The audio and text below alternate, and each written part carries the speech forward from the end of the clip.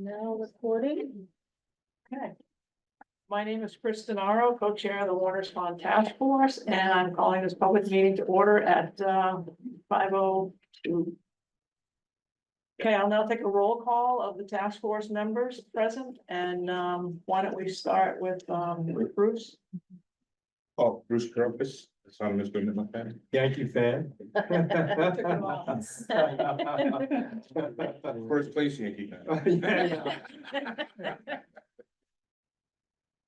David Owen, representing Concord Scout House. Send me the public records. Malcolm Bryant.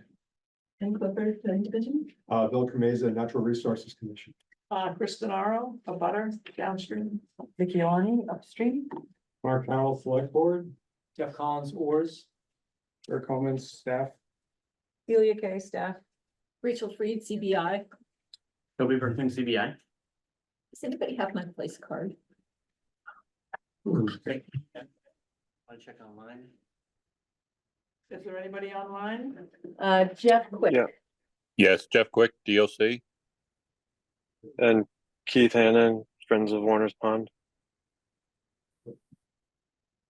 Is that everybody? We're missing Paul and Liz. Oh, that's all right. So we have, maybe if anybody needs more room, push a chair away from you. I think we just need two.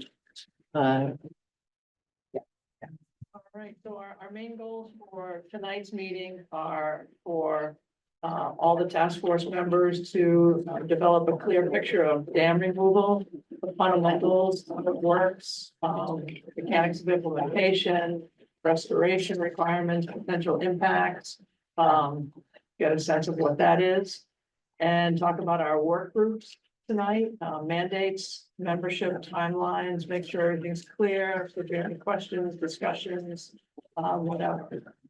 You can see the, our agenda on the slide.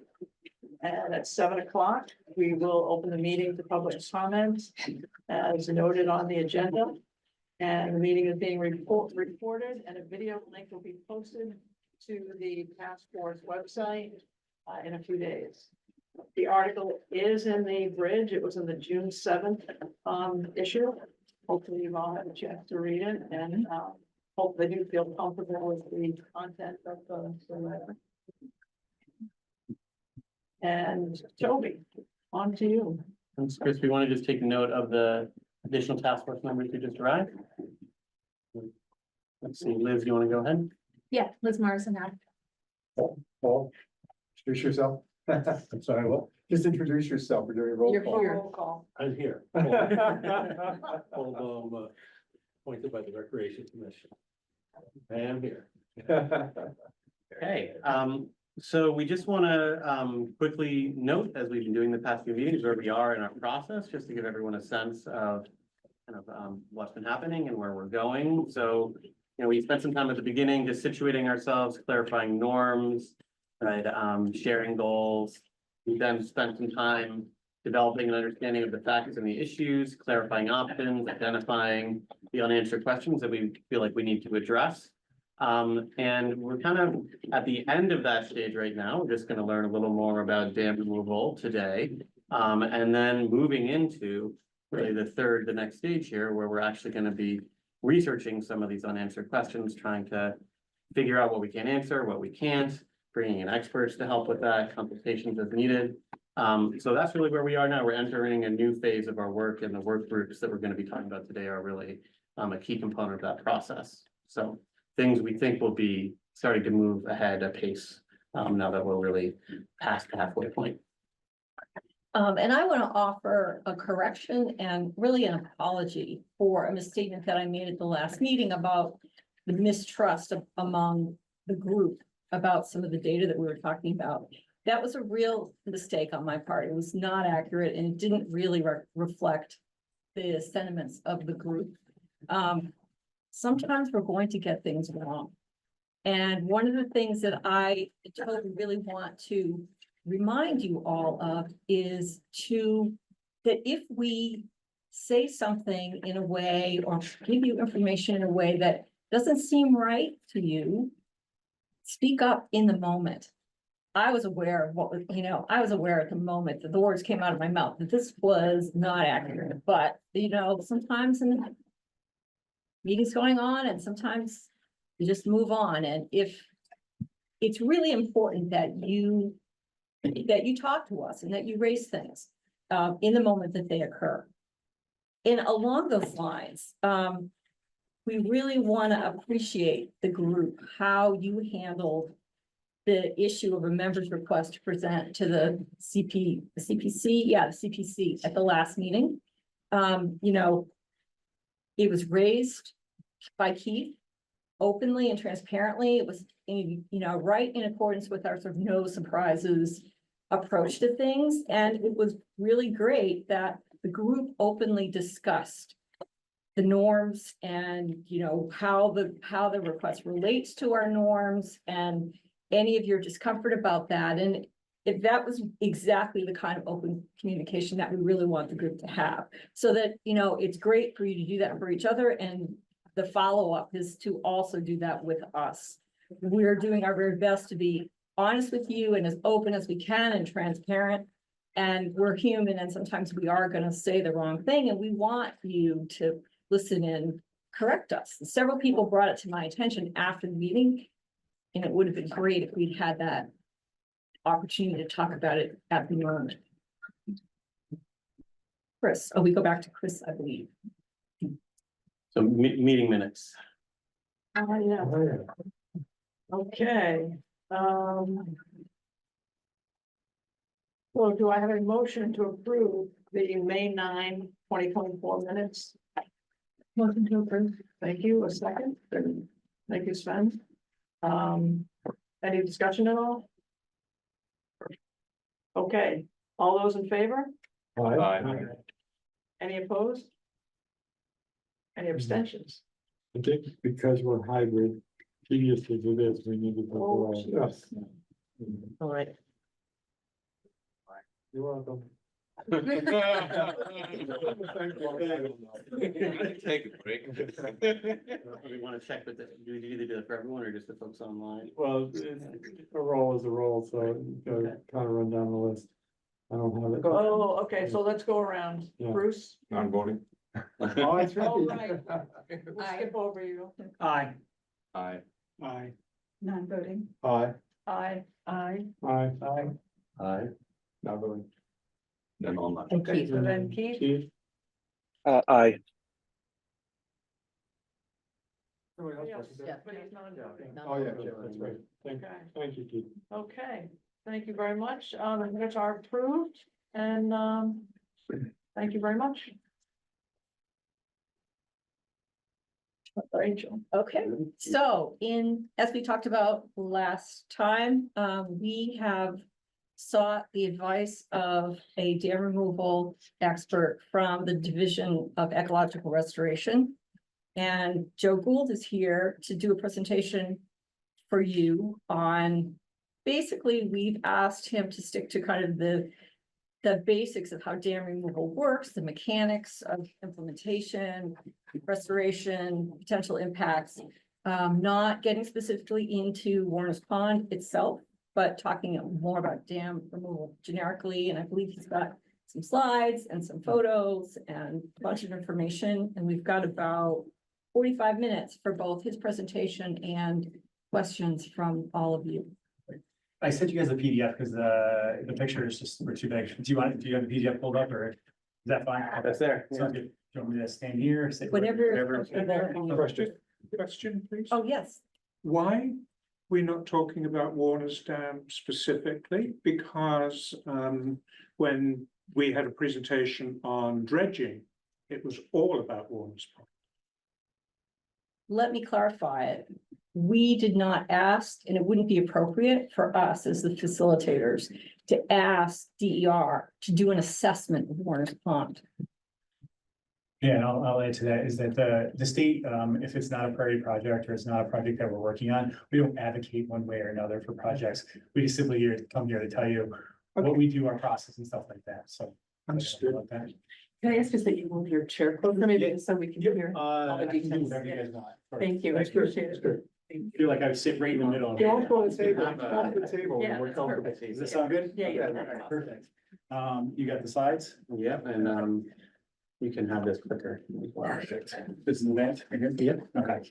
So yeah, so I'm Joseph Gould. I work for Mass Fish and Game. I'm in the Division of Ecological Restoration, and I'm in the dam removal program. Obviously, I know there's a discussion about whether or not you guys want to move this dam, keep this dam, dredge it. There's various discussions. Just to be clear, I'm in the dam removal program. That's the business we do, for various reasons, mostly for ecological as well as community benefits. And I can kind of talk a little about what we do across the state. We serve the whole state in a very different way, various different ways. We also have different programs too. I'll kind of give you a quick highlight of what DER, the Division of Ecological Restoration, does. So,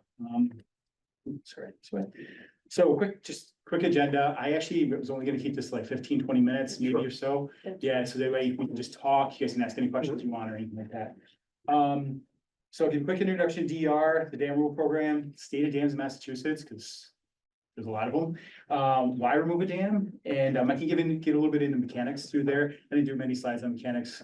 It's the busiest time of year right now. So yeah, we just kind of threw this together. Sorry, by the way, I also was just out in the field all day today, moving trout. So if I smell, you know why. Well, that's cool. Yeah. And just some pictures from past dam removal and highlights, what they look like, you know, what kind of restoration things that we did after we removed the dam, like the reseed and stuff like that. So kind of go through those real quick. I'm open to keep questions along the way from this group. Then I have a quick one. So some of the dams that you're gonna talk about, are they different size dams? And so you'll have a. Yeah, I different can definitely. sizes or what? Yeah, there's varying sizes of dams. So there's been about 75 dam removals in the state of Massachusetts. We've been involved with about 55 of them. So DER is kind of like the go-to shop of dam removal in Massachusetts. And really, we've really been removing dams in about the last 10 years or so. We had a pretty good clip, and we're pretty much involved with most of them. So yeah, very different sizes and stuff. I just grabbed some pictures, but I'm happy to talk about other dams too and kind of get through that. All right, so Division of Ecological Restoration is part of DFG. Just so everybody knows real quick, there's 4 branches in DFG: Mass Wildlife, DMF, Department of Marine Fisheries, boating safety, which everybody forgets about, and then us. That's that. There's 3 branches, and I'm in the Habitat Restoration branch. Dam removal is one of the programs in that. We also do wetlands and cranberry bogs as well as coastal. And we have culvert replacements. We do a ton of culvert work around the state and things like that. And then we also do some technical services like engineering and planning. So Is that a new, division? within- it is, yeah. We just started forming this division. We've been hiring. Unfortunately, we just went on a state hiring freeze. I don't know if you know that, but Haley just did a state hiring freeze. So we haven't completely formed that division. So it's a new division in the last year or so. But yep, we're getting more engineers on staff to kind of help out because we're getting a lot of technical questions from towns and other folks around the state. So mission statement and why DER, what do we do? We really do this for the people and environment. And it's really to protect and restore our streams, wetlands and watersheds for the people of Massachusetts and the Commonwealth, for the people and the environment. And on the bottom here, it kind of shows you, we really do a process-based approach to restoration, just to folks who know, is like, we really look at streams and wetlands and how they function, and we try and restore them to that natural processes. So streams, they move sediment, they, allow for fish passage, they provide, habitat, all stuff like that. We really kind of try and do this process-based approach. Just kind of really a way in which we think that you should approach any restoration project. Same thing with wetlands and restoring things. Obviously, we have to work within constraints of communities and confines of built environment and other things like that, but we really try and take this approach as much as possible. And just so we know, for dam rules, we're trying to open up the floodplain as much as possible, allow things to function and all this stuff like that. You can get into more details there if you want, but yeah. There's really 2 ways we get involved with project. We're not involved in this project. We're just here to tell you kind of a little about dam removal and what the state does.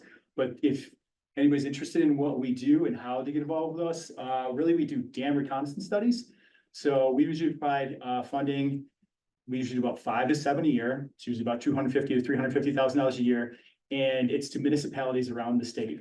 Any municipality is open to apply, and we do reconnaissance studies. We give them about a $50,000 study, and it includes everything from basic H&H, a lot of data collection. Yep. H&H. Yeah. Oh, sorry, H&H hydrology and hydraulics. Yeah. It's really looking at the stream and the hydraulics of the stream, but also the hydrology, input hydrology, so precipitation data, all this stuff like, sorry, thanks. Yeah, if I say acronyms, by all means, please stop me. So we do that, we do basic design, so concept design, we provide people with, a pay probable cost, and we look at things like construction access and things like that, and we kind of give them a nice report, and we say, here you go. Good luck with your dam removal. And in those dam reconnaissance studies, just so you know, we do look at some varying alternatives, so we will say, hey, is there other approaches to this, to partial dam removal, stuff like that. Priority projects is, we do this for the different ones, Cranberry Box, wetlands and dam removal. We do a priority projects around a couple times, usually once a year or once every other year.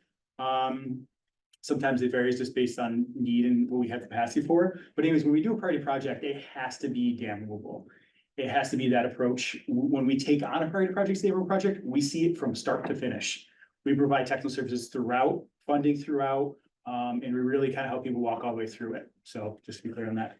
So Sorry, you both of do priority projects once a year, but you do like an RFP once a year and you have multiple going on at one time. Yep, correct. Yeah, and when anything we do from the state, we have to do as an RFP because it's a public process. And yes, I'm sorry. sorry. I was just wondering, what do you consider a priority project?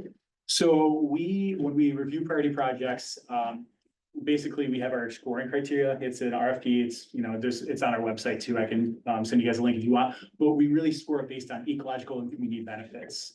And based on those different things, we basically score priority projects. We say, hey, this is a priority for the Commonwealth of Massachusetts. It's gonna benefit communities and the environment for XYZ reasons. And we just call it priority projects. It's the way in which we just termed it, but it's a designated priority project for the state.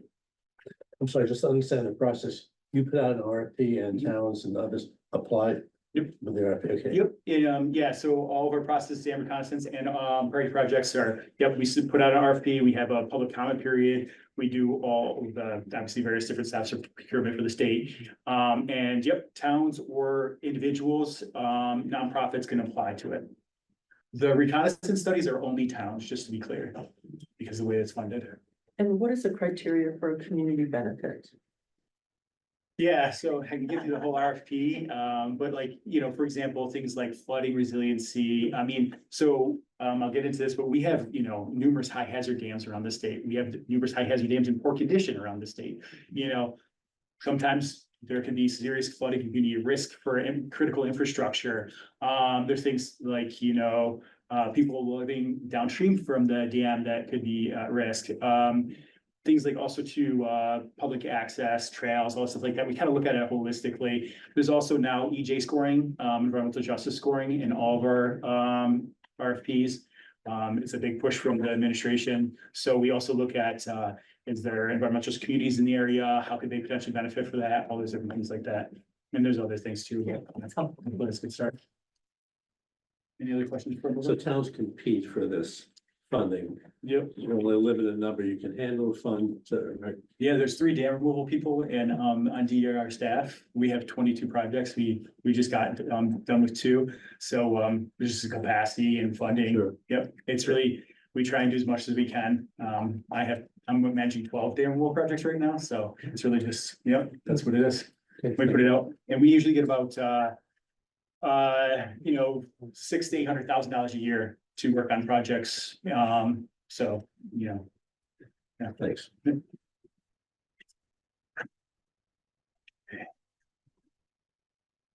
So this is the 3 people in dam removal program, me, Chris Hurst, Susie.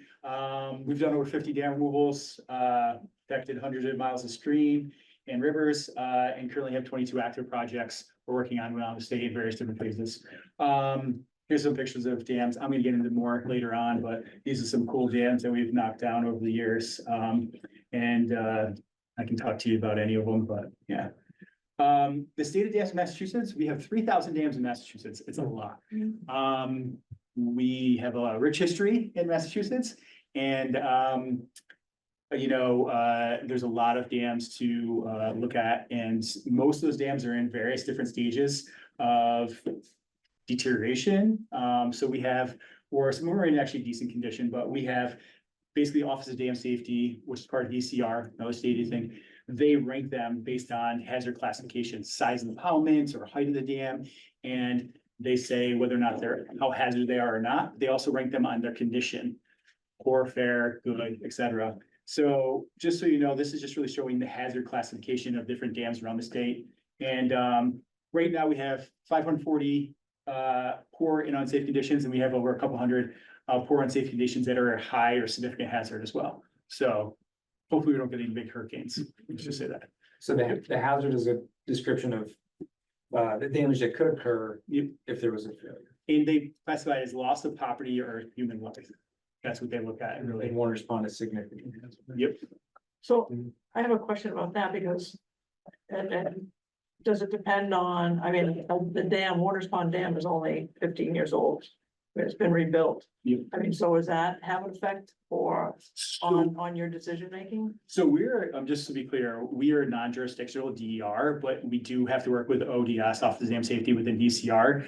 It does, basically, we do consider, we have to, as a state, consider condition and safety issues because we try to prioritize, we can't knock them all down. So we do consider it in our, when we do a priority project and our scoring and stuff like that, is what's the condition of the dam and stuff, but it's not by any means our sole consideration. So it's like a matrix of condition and hazard. So like great condition, high hazard, probably less important than like terrible condition, medium hazard. Yeah, but we also score it like, hey, is this in a Najma's Fish Run? Is this Trout Street? Is there, all these other ecological or community benefits too? So we There's do, lots yes, we of do other- exactly okay. that, but we do, kind of weigh it out. If you look at our RFP, it has, as out of 100 points and we weigh out a lot of different various factors, but yes, exactly what you said. So when you do the feasibility study, would you not already in the feasibility study run that specific dam against this criteria set to see where that would end? Yeah, so I should be clear, we do, when we take on priority projects, some of them don't have to have a feasibility study. We take on priority projects at any phase of the project. Sometimes we take on priority projects that are close to construction. Sometimes we take it earlier on, trying to get done as much as we can. But if we do a reconnaissance study or if a feasibility study, we would look at that kind of stuff. If it was that, sometimes reconnaissance studies end up being priority projects, but not always. Yeah. So at the end of a feasibility study, a client, a town or whatever, could get a sense where this generally stacks up Correct. compared to all the other dams you might have. Or We would definitely give you a sense of like, condition, what it is, how you build it, all stuff like that. I mean, we wouldn't compare it to all 3,000 other dams, but we would definitely give you a sense of where it kind of is and what the state of repair and what you need to do and whether or not we think you should. And that study is financed by you, or is it 50-50 split between? We pay for the full thing when we do a reconnaissance study. We do cap it at $50,000, at least we have for the last couple of years. Just so everybody knows, we're funded by, and we get, the legislator basically says, hey, here's, 350,000 for reconnaissance studies. We say, okay, we're gonna spend the money. So that's what we've gotten the last couple of years, and we cap them. They say we need to do, 5 to 7. We've been doing 7, and we cap it up to 50,000. So it's that level of study, but yes, we pay for the whole thing. Final question, how long does a feasibility study take? Usually about 6 months to a year. We usually do, so we work on the fiscal year, the state fiscal year. All of them are always due in June 30th, but yeah, usually we get them, and they're in the 6 to 9 month range usually. So You said you- Sven, I would point out that the town, so prior to the establishment of the task force, when we were still moving towards the dam removal, the town has contracted with EA Engineering to do the 30% dam removal design, which is essentially Roughly the same as a feasibility the study. feasibility study. Yeah, EAA is actually one of our MSA vendors, so the state has a master service agreement, MSA. And we basically pre-qualify roughly about 25 engineering firms around the state that are dammable. EA is actually one of those pre-qualified firms. You said you work with another agency, Dam Safety. What's the other agency? So Office of Dam Safety is the regulatory arm of the state. They're within DCR, Department of Conservation and Recreation. We're within DER, or sorry, DFG. We all are under EEA, but we work with. Sorry. LMNOP. So Energy Environmental Affairs has, their different departments. Basically, DCR, we work with them. They're in a different department and we have to work with them because they're the regulatory arm of the state on that issue. So this, all this funding is through your, whether it's by virtue of dam safety or ecological restoration, what the driving force, it would all be through. Yes, if we're involved with a priority project or reconnaissance study, we're funding it all. DCR just gives you nasty grams saying, hey, if you got a significant or high hazard dam, you need to do something about it. And that's what they do. We actually try and help people to do something about it. What does it mean on your slide that 47% of the dams are non-jurisdictional? So it means that they're under 6 feet or their helmet size is small enough that they're non-jurisdictional. The dam itself. Office of Dam Safety seeks jurisdiction on that. Got it. Yep. And that's state regulations. So it would seem Warner Pond would be in this inventory report and classified in there. So do we know what its classification So its is? current classification is significant, but in the report that is, I think, prepared by another consultant, RA. Right, so there is a recommendation in that report that it may be possible to reduce the significance or the hazard risk to a low hazard dam. Significant hazard. Right, so, sorry. High hazard's the worst, significant hazard's the next. The and then, middle. Yeah, low hazards that would blow that. Just so you know. So what did we, there's- let me just get it straight. So we're at what level now? Significant. We're at significant and we have a report that says we could. be There's a remediated possibility, to- so as I understand, we can make this report, I think we can make it available, but there's a recommendation or a suggestion in the report that it may be possible to reduce the risk to a low hazard. That's something that engineering would have to sort of weigh in on and. So I will comment on that real quick. Yeah. Sorry if you want. That's okay, no, go ahead. I will comment on that. There's pros and cons to being a high hazard, significant hazard, and there's pros and cons to being a low hazard dam. Just to be clear, and we are not the ones that basically do this. We are not the regulatory branch of this government. What there's pros and cons are, is if you're a significant hazard dam, you are more likely to get funding from us. If you're a low hazard dam, you're less likely to get funding from us. Not always, but we, just so you know. There's also other funding sources and stuff like that around the state, like dam and seawall, MVP and stuff like that. They also look at hazard classification. The pro, if you're a low hazard dam, is that you don't get nasty grams from the DCR and ODS, and you don't have to do all the requirements that they do, like engineering reports and studies and stuff like that. So up to you guys whether you want to try and approach it or not. But I mean, there's more we could get into if we wanted to, but that's something you should. So has our town received the nasty grams from ODS? I believe that is what precipitated the 2000.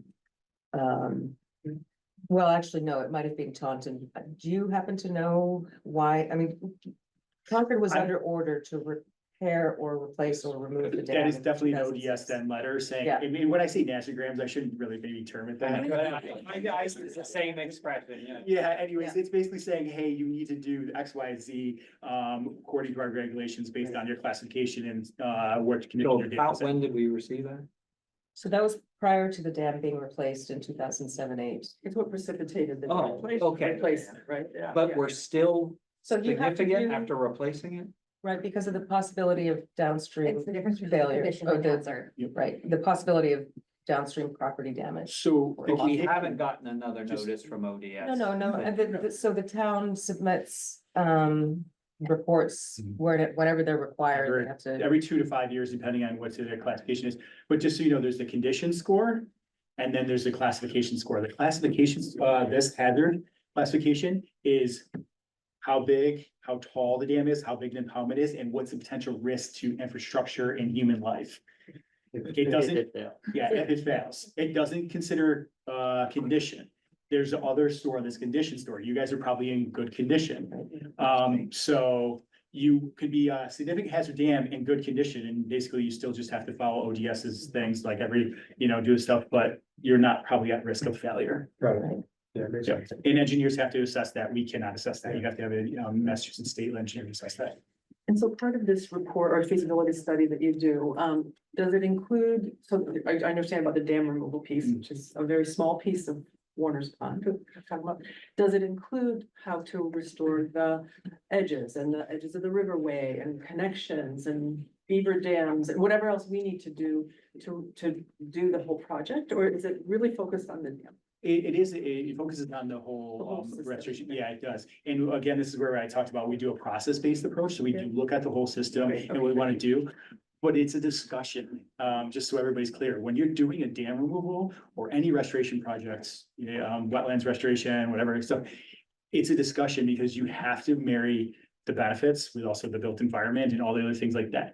We prefer to do it as naturally as possible. The state does because natural systems are mostly resilient systems. I can get into details and stuff on that, and then science is there. But we also realize, like, some people want, for example, a lot of plantings. We'll get into them. I'll show you some examples because they really want it to look pretty really quickly. Sometimes we take a more passive approach depending on the location, setting. Sediments is also a big thing that we're not talked about yet, because sediment quality and how much sediment removal are things we have to manage and deal with. How we have to also, if we want to do fish passage, how much stream restoration and construction we have to do can also dictate all those things that you're talking about. So it's usually, yes, it's a great question. But usually it's a long discussion throughout the design process. We usually do 40, then roughly 75% design, final design. It's a discussion with the owner and the public about how we want to approach the project. So, yep.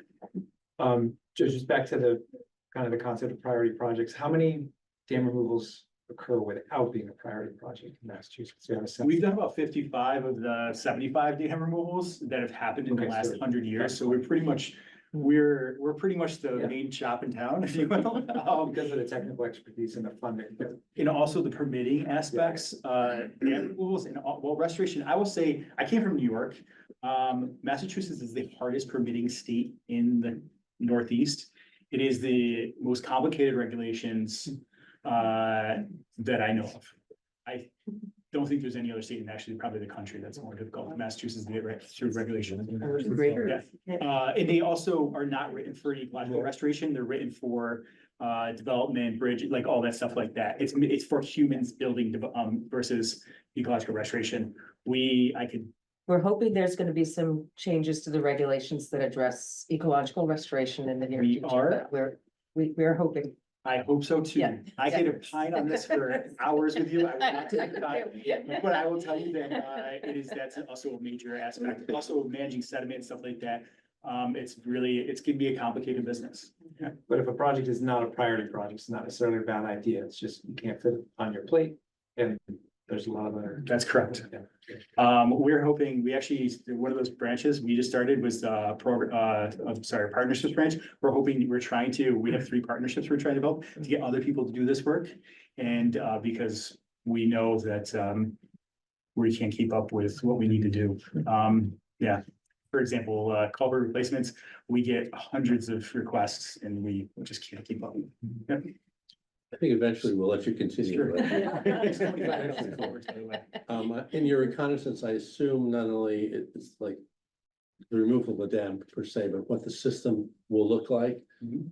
And so there's modeling involved, so can the community envision what the upstream system will look like? Yeah, and yep, we do, sometimes we actually do renderings and we'll look at try and give people a good sense. We also do, hey, look at this other project and all these different things that we've done. But we also, just as the process-based approach, we usually look at upstream and downstream to see, hey, what does the system look like outside the influence of the dam? What should we be restoring here? How do we want it to become, this back to the stream, wetland complex, or whatever it may be. So yes, we do try to give the community and the owner, usually we're working with the owner, but the community is obviously part of the discussion, a good sense of what it's gonna look like there. We can get into plants and stuff like that, invasive species and stuff like that. We don't, I can talk about separately if you guys want to, but that's one thing that we don't do a ton of management for because they're often system-wide and systemic problems that are really hard to do. We try to do as much as we can, but Japanese knotweed, for example, Phragmites, best of luck to you. Yeah, so, yeah, let's do it. Sorry. Okay, I think I just clicked off of it, so try again. Okay, there you go. Real quick, because I don't know how much time, and tell me if I need to move along, whatever, I'm happy to be here for whatever you guys want. How dams impact systems. Basically, dams streams transport sediment, right? So on the top is really what a natural stream does. They naturally have turbidity and flow, and they allow for fish spawning and other animals to move throughout the system. Mussels move on the gills of trout, you know, the turtles move up through systems, all the stuff like that. Obviously, you have riparian corridors too that allow different animals to move naturally throughout systems. There's also natural temperature regimes as the systems are flowing. Dams impact those. And there's also obviously other, you know, aquatic organisms that are in the streams and macro vertebrates and stuff like that, your little bugs and your critters and stuff in the stream that are often impacted by dams because of temperature and water quality and stuff like that. We've done the studies, we have papers on this, we produce them with UMass, other folks. Usually we see this decline in all these different things around dams, not all of them, but most of them because there is impacts to those things. So on the bottom really is showing, it's talking about, it's pretty small, it's talking about what those impacts are. You do see, when you see dams, we see some dams getting into 90 degrees temperatures, because when you have a wall in the stream, and especially as it gets sedimented in, that water is often getting warmed over time. So we see it has really negative impacts on cold water fisheries. It also has obviously impacts on anadromous fish and spawning and stuff like that. Macrovittera communities, so all those bugs and stuff like that, we usually see them shift over to warm water species. There's various different ways they impact mussels, by the way. We see rare mussels sometimes in streams downstream. We don't see them in the poundments. You usually see more like elliptoids and other, so warm water mussels and things that are more common, stuff like that. Mussels, there's several mussel species that move on fish throughout streams. That's how they throw up their little muscles and they attach and they move through the system and stuff like that. So that's the kind of stuff that we see and why we try, and from an ecological standpoint, we're trying to restore the streams. 200-300 years ago, we put in 3,000 dams over the last 3 centuries in our streams. It's definitely had its impacts. I'll just say that. We know that. To me, just so you know why I'm in dam removal program, there's nothing better than pulling down a dam and seeing trout back there, you know, in a couple of years spawning. And same thing when we get anadromous fish runs and stuff like that. We're doing some work on the Concord and up here in the Merrimack to try and get some of the fish back, because we just don't have the populations that we did. So anyways, that's some impacts the rivers that dams have. I can get in more detail if you guys want. So benefit of dam removal is all those things. So I won't go through them, but I do have one thing that I think is really interesting and that's emerging. A lot of people, there's a lot of interesting studies coming out of this, and the other is another thing that dams have an impact on. And I wonder if anybody can guess it. And it deals with climate change. Methane. You got it. So dams are producing a lot of methane. And we're really starting to see that, you know, people are having the conversation, should hydropower, blah, blah, blah. Should we still have some hydropower and other things like that? There is, by the way, just so you know, we do not deal with FERC. So federal energy regulation dams. So the hydropower dams, we don't usually touch those. Those are dealt with by, you know, US Fish and Wildlife Service, NOAA, they have jurisdiction, Mass Wildlife and stuff like that. There's not that many FERC dams in the state. We don't usually deal with them. These are all the smaller dams that do the stuff. But yes, methane is a big issue in dams because of the anaerobic environment that they have. So warm sediments breaking down, materials in there, or inorganics breaking down, produces a lot of methane. So there's actually some interesting stuff that dams are producing way more methane than we thought. So it's that. Benefits dam removal, as I talked about, public safety, flood risk, nearby infrastructure. Here's a couple of dams that blew out last year around the state. Joe, Keith has his hand raised, one of our. Oh, yeah, sure. I'm sorry. Keith, go ahead. Yeah, thanks. I just wanted to, so I know dams may be linked to methane, but my understanding is it's linked to wetlands in general.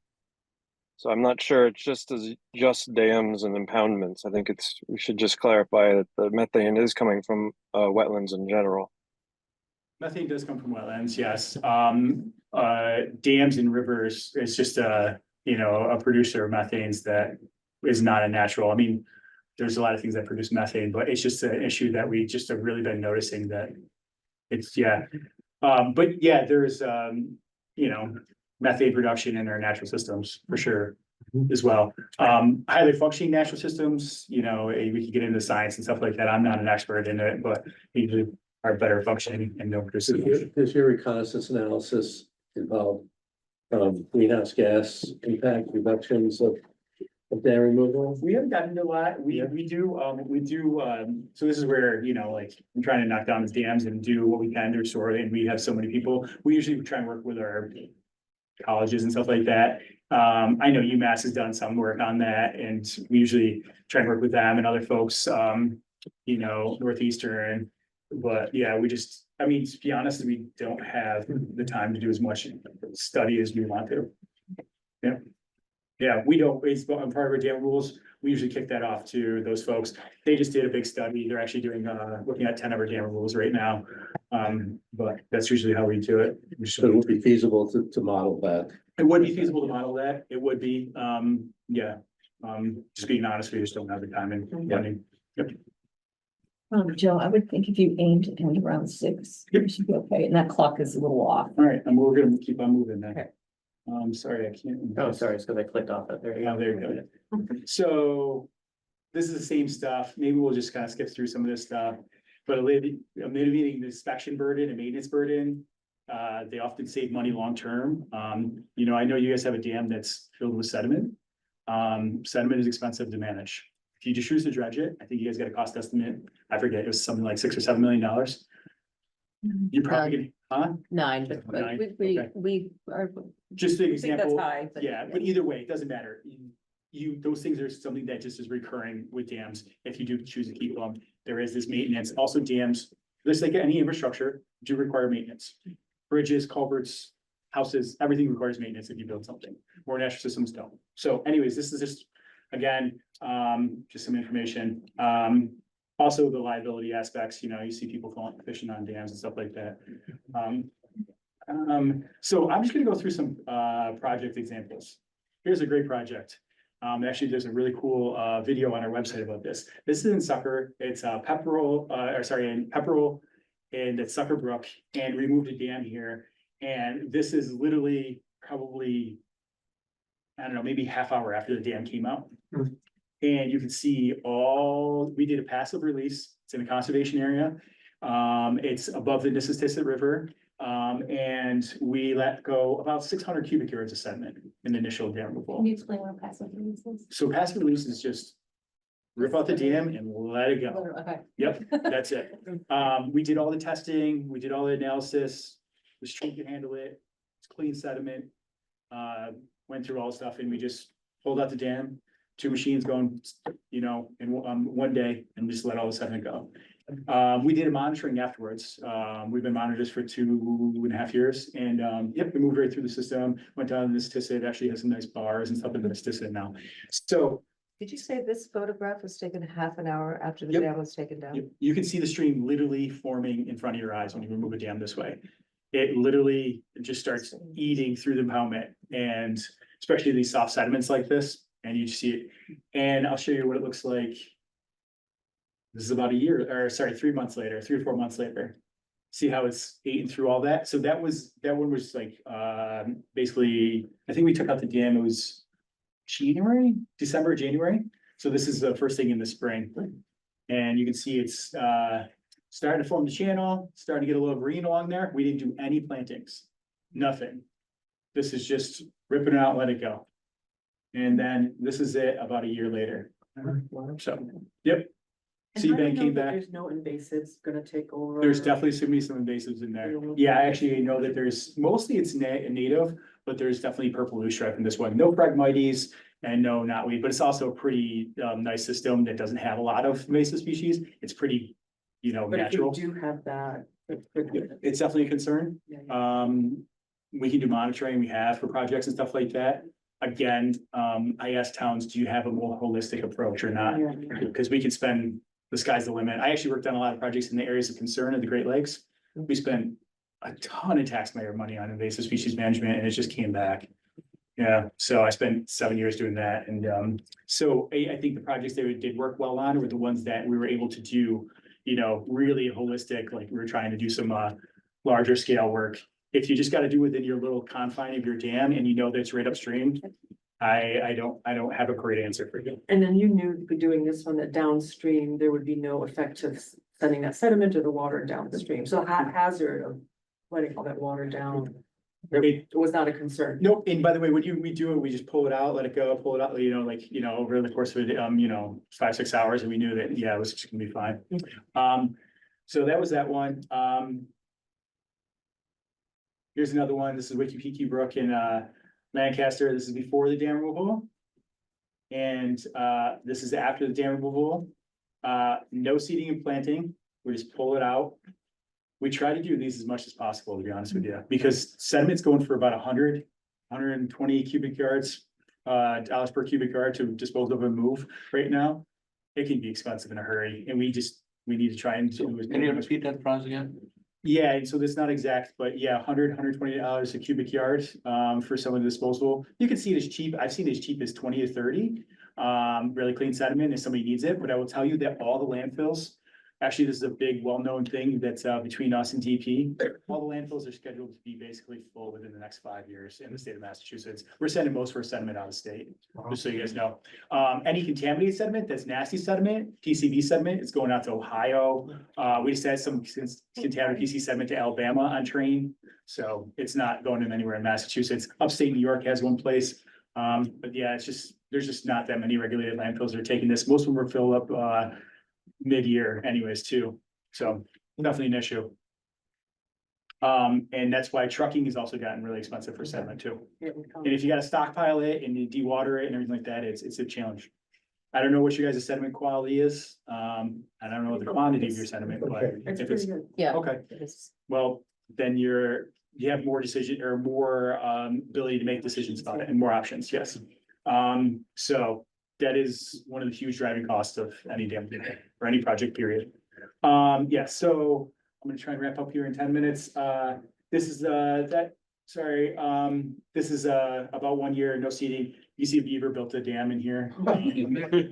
They do it all the time after we remove Yeah, we dams. have one too. Yeah, you know what? And we were like, it's fine. Just so you guys know, the science shows that beaver dams are naturally part of systems. And also beaver dams are not a wall. They allow for stratification and so variation temperature and all stuff like that. And fish can pass through beavers too. Yeah, unlike, a dam itself. So I just want to give you some examples of ones. This one has, this is a bigger dam, this is a pretty big dam. And this one, we did some seeding and planting on the slopes. This is Amethyst Brook and Palm. So this is us just popping it down, taking it down, you can see all the big yellow machines in the Palmet ripping this thing apart. And this is what I mean by some seeding and planting slopes. We put core fiber, so cocoa fiber matting and stuff like that down to stabilize those slopes. We built some of this channel through it. You can see where, this is some constructed channel and, we replace some of the rocks, put native, rock as much as we can on top. Up top there, I think you could see, and it's hard to point, but then we did put some big toe stabilization and stuff like that too. Yep. This is it, 2 years afterwards. The ones we have to do a lot of work with, they tend to bounce back a little slower.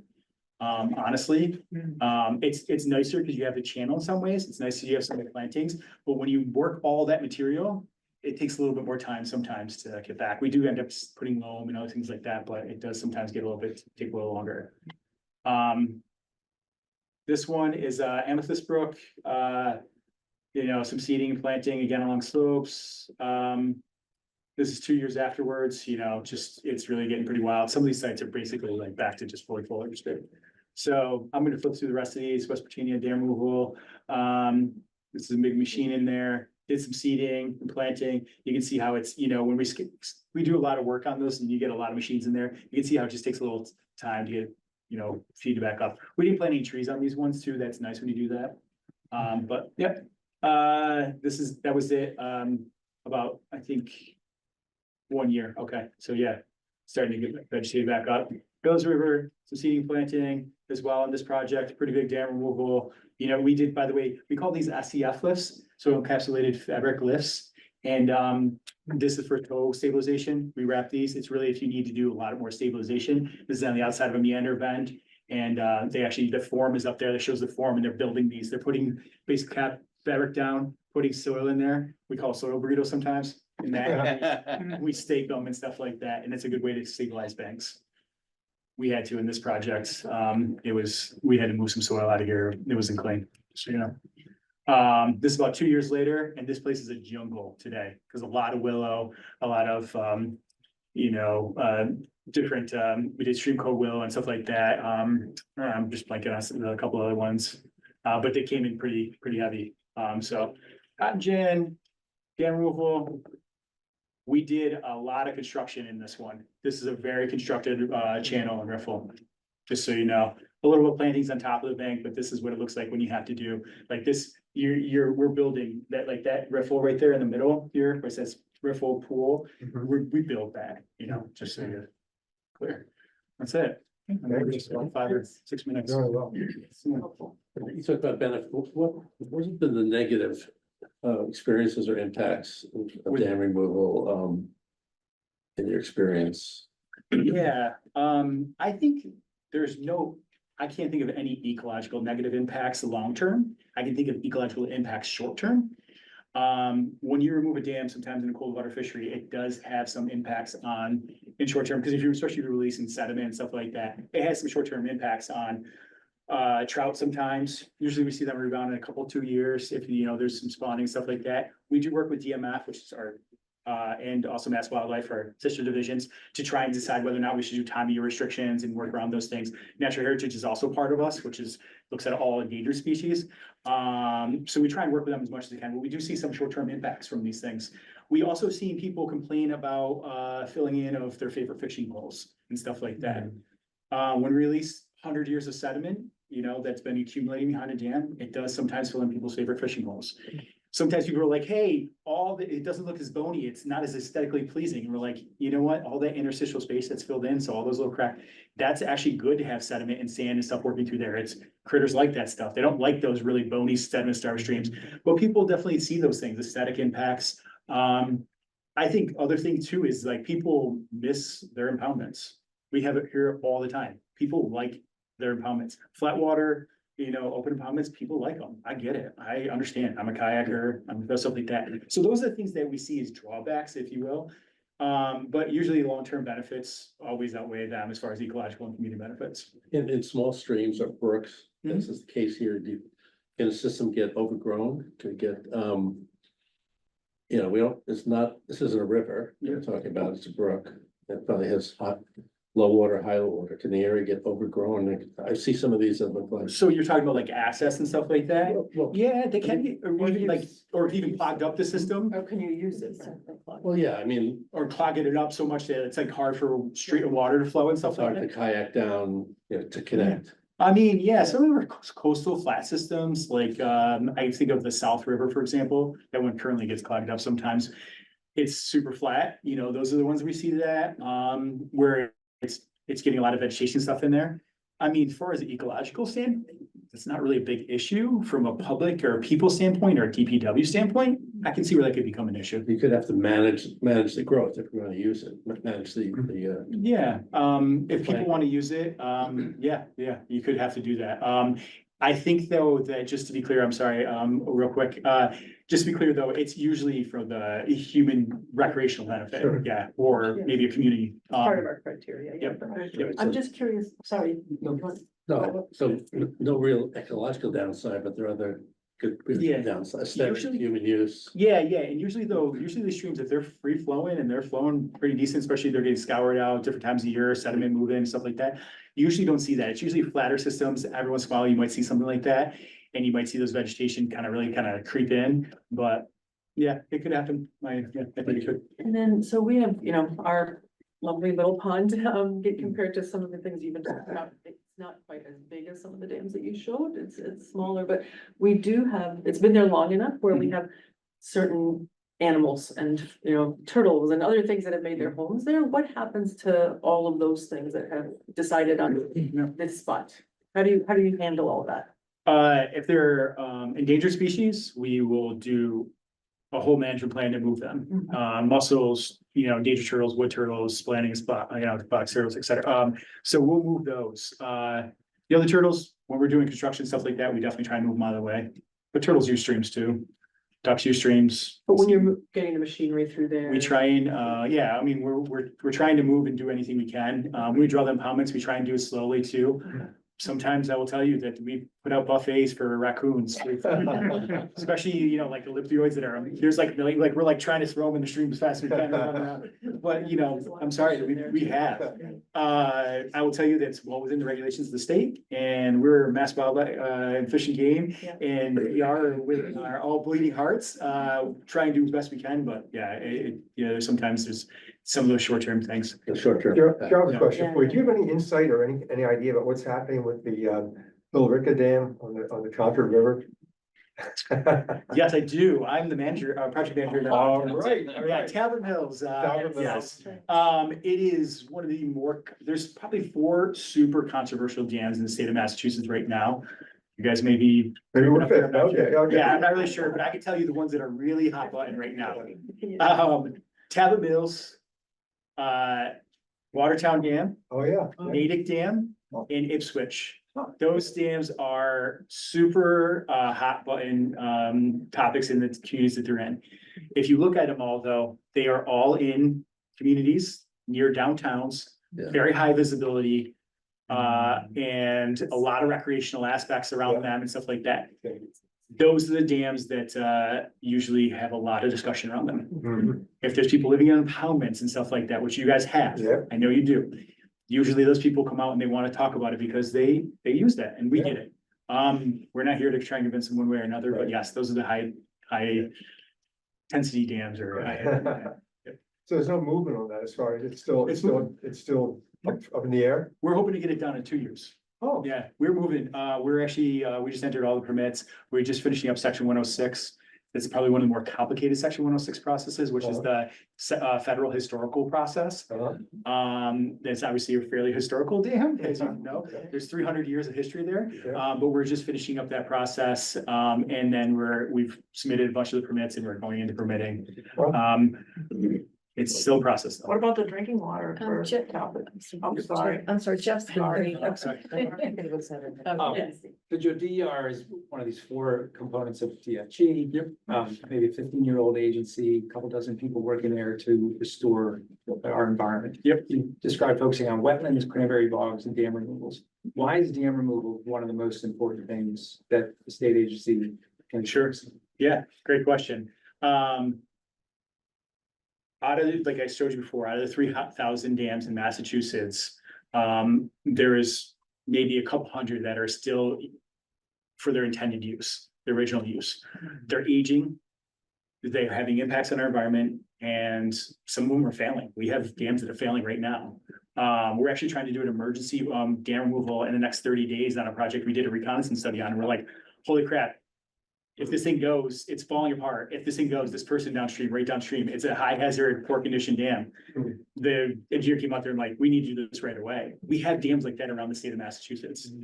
ODS might not want you to say that, or I don't know, about dam safety, but we have dams that are big problems. Leominster, you saw what just happened up there, you know, there's issues. So we're doing it because the environmental as well as the community benefits, because we need to get it done. Also, we've lost a huge amount of our herring stocks, our cold water fisheries. Our cold water fisheries are disappearing. If you look at any of the projections, they're just going the other way right now. We're trying to keep them as much as we can. So that's why we're doing it. I mean, that's why I do my job. So it's important from the state for those 2 reasons, ecological and community benefits. And we can't do enough and we can't do it fast enough. We're losing the battle. I'm telling you, flat out, we are. yeah. Would you, sorry. I'm sorry, did you? Yeah, my question was just about, you showed us some pictures of like passive releases, is everything sort of a passive release? Are there other, like, what are the other sort of things that happen when you're releasing? Sorry, some of those were like the one, like the Taunton, that was actually mechanical removal, we call it. And then there was actually one other one at the Gamston Brook. That one was a mixed, we pilot channel and then we let some of the sediment go too. So I'm sorry, your question was like, what is Just that? like, what are the, so like you were explaining, like passive removal, just kind of take it down, let it go. So what is actually happening in sort of some of those other removal situations? So those other removal situations, it's usually sediment quality Okay. and also quantity. I mean, DEP really doesn't like to permit over 10,000 cubic yards. We also do sediment budgets and stuff like that for streams to try and talk to them and deal with that. but quantity can be an issue, if you know, especially in small systems. But usually quality is really one of the things that drives that, and also, sometimes it deals with, like, we just would want to trap Oak Brook, we wanted to let it go, but just downstream, this is in, I can't think of the town right now, Newton, anyways, it's on a deposit, just up from the deposit, and, there was just downstream, there was a housing development that was built really right next to the stream, and it was already starting to flood. We didn't want to release, you know, hundreds of cubic yards of sediment to exacerbate that problem, so we piloted a channel. Also, the culvert upstream was set at current conditions. It should have been set lower, because the pond was there, so they set it up high. And we had to make up gradient to get to that. It was a $2 million culvert to replace, because they just put all the new sewer and water mains through it and all their electrical and fiber optics, and like, we're not touching that, you know, like, that's crazy. So we built, you know, a channel. This is where we got away from our, you know, approach of process-based because we had to. So that's hopefully. So the ones that have need more sort of help to do what they're gonna do, those are the ones that are gonna not be passive, they're Yep. gonna be more. We just did a really cool project on the Manhattan Lyman Pond. There is buildings on both sides, and we had to try and work around those, you know, we had to stabilize certain things on the banks because of that. There is examples, if it's a natural setting and the sediment's clean and it's really native, like, we try to let it That's go the dream. because. Okay. Yeah, because the cost is, you know, is a driving factor, so, and we have to fundraise for these things too. We do not give all the money for construction, just so everybody's clear. We do not have all the money for construction, because construction projects, these things can be millions.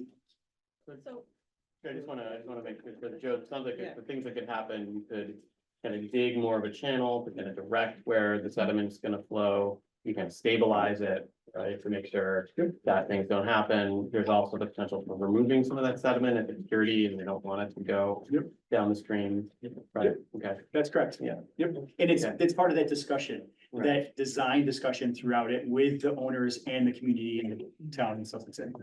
So- This is kind of a related question, but are there special considerations when the dam to be removed is immediately upstream from a commercial town center district like kind of what we're looking at? I mean, it's literally across the street from businesses and pretty heavily engineered immediately downstream from the dam. So what kinds of things do you think about when you're faced with that situation? A lot of stuff that I just talked about. I mean, to be honest, you know, again, we want to try and restore the process of the stream as best as we can. Just so you know, DR is always in focus of trying to, you know, community benefits and then restore the process of the stream as best we can. If it's right next to a town center and we're gonna have impacts, we do scour analysis for bridges, we do, you know, look at culverts, all stuff, and we think we're gonna have impacts in infrastructure and stuff like that. We have to consider that while we're doing design. We're not gonna just, you know, cause impacts to anything. So in all that H&H hydraulic and hydrology modeling, we look at all that stuff and really try and determine what is the best approach for that stream. Does that answer your question? Like, I mean, if it's right down for stream. Does that back up into the feasibility so that when you look at it, do you end up considering those impacts? The feasibility study, though, is only looking at it like at this level. When we start getting to further levels of design, we really get into those impacts. Are they really? So when you really, the more and more you get into the design, feasibility is first, then 40%, well, feasibility is sometimes 30-40%, then 75%. 75% is when you're gonna go into permitting. You should have pretty much what you're gonna do with this on your project, because you don't want to have to change designs too much after you go through permitting. Whole nother, you know, steps. So that's when you really get into diving into those details. What are we gonna do? What's the cross section gonna look like? Are we gonna, you know, create stream channel, or are we gonna let things go? Do we need to kick it out, you know, away from this bridge abutment? That's when you really get into details. Feasibility gets some of the ideas and concepts of that, but when you really get into that level.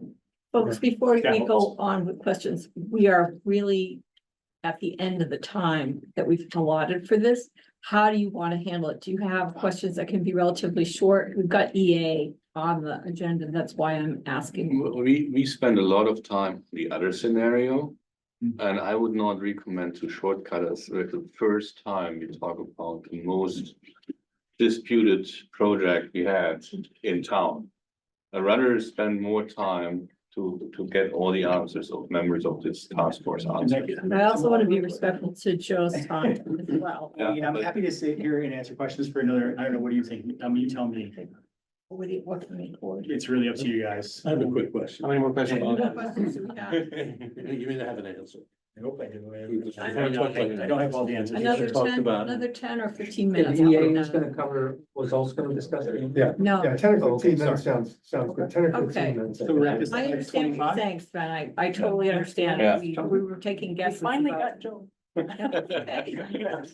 Have they talked about costs of dam removal? Yeah. And I know it's probably a wide range. Mhm. Could you give us some idea of, Yeah, I can, like the smallest project and the simplest to the simplest project, like that emergency project, we're trying to get done for 50 grand. the removal The whole itself? removal, yeah. Really? Yeah, but we're basically trying to, our engineer, they're awesome, and we basically turned our recon into almost like a design thing, and they're doing an emergency order. We're not doing any of the permits. It's like literally failing. And so we're doing, the town's issuing, actually tomorrow night, they're issuing an emergency order to remove it. And one of our firms said, we'll do it for 50 grand, get it done, Because of the So maybe there's. because it's an emergency. No, That's- something like that's- world. That's cheap, that's cheap. Yeah. Or Sucker Brook, by the way, that Sucker Brook project, the town did it themselves, DPW did it itself. The dam removal was $20,000. So if I had $3 million, That's cheap. which I don't, That's cheap. would that be kind of crazy amount of money for dam removal? So, our more expensive dam removals are usually in the $3 to $4 million range. Cal Electric, for example, was that, it was a little over $4 million. Nasty PCVs, EPA also, so I don't know if you know EPA, when it comes to PCVs, anything Yeah. over 50, Yeah. they started to pay attention. These ones were like 150 and, parts per million. And so, you're talking about dewatering, Tosca sending off, shipping, So 3 to 4 million is like. High end. Really? Yeah. Okay. Calvin Mills were access meeting, for example, about $1.2 million dam removal, just so you know, roughly. I can't say that completely because we haven't got the cost in, and that, but just roughly give you an idea. Yeah, no, Is that's that all with right. the Thank you. seating and stuff, or that was? That was, we're trying to do mostly passive and not a lot of seeding. We're actually gonna try and manage all that lovely water chestnut in there by putting in curtains and holding it all in place, and we have to figure that out first. So much chestnut, water chestnut. I don't know who's. Sorry, what was first. it? Okay, so, given dam removal is, such an important, thing for Massachusetts, so let's think about like 20 years out. Mhm. Let's assume you leave the dam in. Mhm. Is it a scenario to think about or to be prepared of that at a certain point Massachusetts will require to take dams out that are not commercially used or have any other? I can't answer that question, I'm sorry. There's. I don't know. Yeah, I guess what I would tell you is that I do know that current regulations require you to monitor those dams. This is a significant hazard dam. You maybe can get it reduced, but if so, they require you to monitor those dams, require you to keep them up Yes. and do all that stuff. Will they ever require that you have to remove it? I can't answer, but I will tell you that the way we see climate change and more extreme Yes. storm events going, we do think that dams are gonna have to be either built more resilient, or whatever, meaning they're gonna have to be fortified, some of them. You guys have a pretty new dam. We don't usually run into 15-year-old dams, just to be Yeah, clear. Really, that's not very typical. Just full transparency. Most of our dams are in the 80 to 100 to, we have 250, like Talbot Mills has another dam behind it, by the way, that's 300 years old. That we have to dig out, we dig out that. So usually they're older dams. But yes, that's the best I can answer for you. Yeah. Well, that's kind of part of my question in a sense is that, so we have our little Warner's Pond and the dam and whatnot, and there's so many other, there's a like Talbot Mills that's between us and the ocean and a couple of others. And I guess I'm trying to understand for our dam and where it's at, are we gonna get a lot of fish that could potentially come and spawn in Warner's Pond? I mean, the water coming down into Warner's Pond is warm, so it's in Warner's Pond, it's warm, and it comes out and it's still warm. Yeah. I mean, what would be the benefit in that respect for fish, for? So you guys aren't on a cold water fishery that I know of. But that doesn't mean that Natchez fish do not use this stream or wouldn't use this stream in the future. I do not know. I'd have to look at the Merrimack study that was put together. It's, a massive study between NOAA, US Fish and Wildlife Service, and all the different, I think there's somebody from ORS in this room, somebody over here. Yeah. Yeah. So, they helped out all the different groups, but, fisheries benefits right away. They're probably local, warm water, stuff like that. Fishery, there's just general benefits anyways. If there's, if they do open up the system, there could be obviously benefits for, Merrimack is considered one of the most important anadromous fish runs in the New England, in the Northeast. So do those other dams need to fall before it really becomes this super important? Maybe, but yeah, current benefits, they're probably not as great as they would be if there was other. Well, Joe, you must have some sense about when the Talbot Dam comes down, what kind of fish are you expecting up the Concord River? Yeah, we're expecting a lot of blueback, a lot of herring and stuff like that. I think there's some shad in that run as well. And there's Centennial Dam below, but it's a hydropower dam and there's fish passage there. It's not the best. They've been working on improving it. It's actually up for renewal. And the owner's really working with the DMF, Department of Marine Fisheries at the state level, as well as NOAA and other folks at the federal level to improve that. So we're expecting to get quite a few herring to get up to Talbot Mills when it does come down and then past it. So that is definitely something that we're hoping. Where they go in all these other, throughout the Sudbury, Assabet, Concord system, it's obviously depending on where the dams are and all stuff like that. We have a restoration potential model on this. It's on our website based on, and it ranks dams based on where they're at in systems. But I will tell you that all dams generally are important eventually. It's just where they and all the other things, where it comes. Go ahead. Can you speak to whether or not you would need to stock a stream that's been dammed for diatomaceous fish? And it's my understanding they They do. return to where they're born. So if we open up Talbot Dam, are they actually gonna find their way up Shoal Brook without being shown the way? I'm gonna speak a little out of turn here because we try and defer to be DMF on this stuff, but I want to give you an answer. DMF, for example, with Talbot Mills, they actually were trucking fish up above Talbot Mills for quite a while. And whether or not they'll do that again afterwards or try and stock and stuff like that, they could, but yes, fish, but we do have fish that do come back anyways to systems. Like we removed the dams in Plymouth on Town Brook. We got hundreds of thousands of herring coming back there. We didn't stock all those herring. It's pretty amazing, the herring run that's back there. They do come back. They are looking for these systems. But yes, they do tend to try and come back to the same system. I am not a fisheries biologist and looking at fish. So that's about the best answer I can give. Because a lot of those fish that are trying to return will spawn in the main stem of the river. They're not, if they get past Talbot Dam, they have a lot of new habitat. Yeah, to spawn yeah, in. they would probably definitely, trying to access that habitat. It's interesting too. One of the things that we find with fish is so funny. We find trout, mostly kind of trying to book trout, kind of hang around an area, and then we'll find one, because we do pit tag and stuff, that'll go like 2 miles the other way, and you're like, why did it do it? Just like when you see a wolf that shows up, 500 miles, we have no idea on some of this stuff. So they do sometimes, if they need habitat, they need to go through there. Eels are also, by the way, part of the system, and they are getting up, they can get up these things. So I don't have all the answers. I think eels do get into Warner's Pond sometimes. You probably do. Right You now. rather probably do. Right now. They get up far in these systems. They are tricky. We have a little devils. photo of a heron. Yeah. It looks like an eel and it's. Oh, really? upside- upside the side of the dam. Huge black snakes. I am so grossed out by them. Once Yeah. it's summer, I can't go in my backyard. So I'm like, oh. It's too bad we didn't have salmon in Merrimack still. but, Yeah. If we have flooding downstream, very close to the dam, what do you do from a design perspective to control that moving forward? Because we're now in Usually higher dam levels removals, of water, right? usually dam removals actually help flooding downstream and Okay, upstream. if there's flooding now, how does that level off? I would have to get into the H and H. Yeah, You would have to yeah. do the study, Okay. but typically we do provide that relief. It definitely provides catastrophic relief for sure, because if the dam is a significant hazard and it fails, not that Sure, your dam's in sure, poor condition, sure. it definitely provides Yeah, that. But oftentimes we lower the base level, so we lower the water surface elevation of those streams during various storm events. How do you do that? Sorry. So basically you're taking out, so it's instead of it going over the dam, you're actually taking it out, and so it's able to reach out in those systems. You're dredging some locally. System, or the system does it itself, It does it depends. itself. Yeah, I mean, if you Sure. pass it release. So you usually are opening up the access for those, and we were also oftentimes, especially, upstream, really often upstream, we're lowering that water surface elevation down. I got you. And downstream, sometimes you see, it's probably gonna be less benefits, but Yeah. usually we definitely do not increase or try to increase flooding if, we do the modeling to make sure that, Okay. because then FEMA gets in. And if we really try not to increase any flooding impacts, and rarely do we ever have that issue. South River is a good example where we actually had to deal with some of that stuff, but it's 3.5 miles upstream and it's 7 feet above sea level. It's flat as can be and it's crazy. So. anyways. Is there a typical amount of time that sediment takes to redistribute itself in the dam?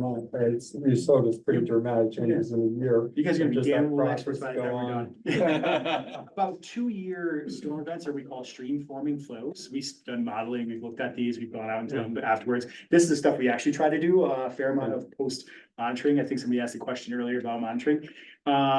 Usually within 5 to 7 years, we see it will really start to settle out. But it depends. I mean, some of these streams have been clogged up for 2 centuries and it takes a while for those things to resettle.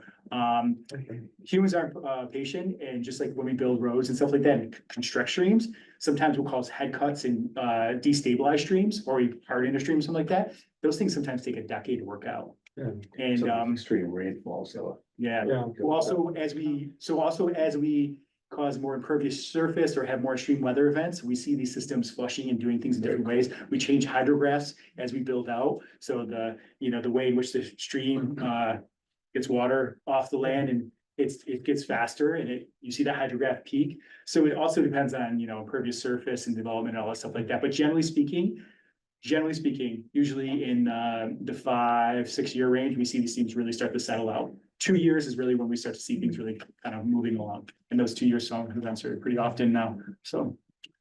You mentioned about cold water fishery and that the Neshoba system is not a cold water system. Is that what you said, the fishery?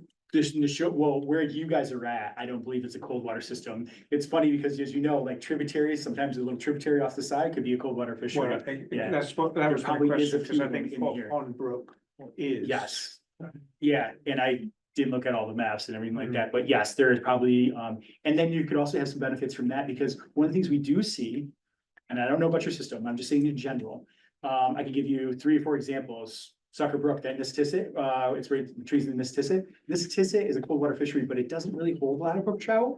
But there's a couple brook trout streams that feed into it, and when we opened it up, because we took out the Millie Turner, and now we've done like 3 dam removals up the Sucker Brook and on Gulf Brook. We see those fish actually move down in those main stems sometimes during the colder months, access those, eat and stuff like that, and then move back up into those during the warmer months. So Third Herring Brook is another great example down in, I think we've done a really long-term study on that. And we're amazed how much they move in and out of the tributaries there. It's not consistent. One thing we've learned too, it depends on the area. We're like, why do they do it here, not here? But it just depends on the food availability and forage things. Right. So you guys probably have some cold water inputs. Likely.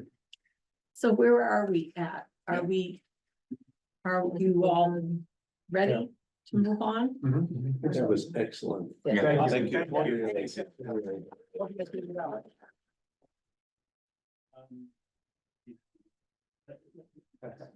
We do have the slides. Yes. Yes. Yeah, we'll- we have a- yes. yeah, we have to distribute it. Okay. EA, are you on? We got Alex. Alex. And, Oh, right. Hello. Because, sorry that you had to wait, and thank you for waiting. No, not at all. That was great, Okay. Joe. That was great information. Really appreciated that. From EA. Yeah. Thank you very much. Yeah, if you have any other questions, reach out. All right. Thanks. Thank you. Amy was on, Amy's on the call. So we have, Alex Patterson and Amy Hunt from EA.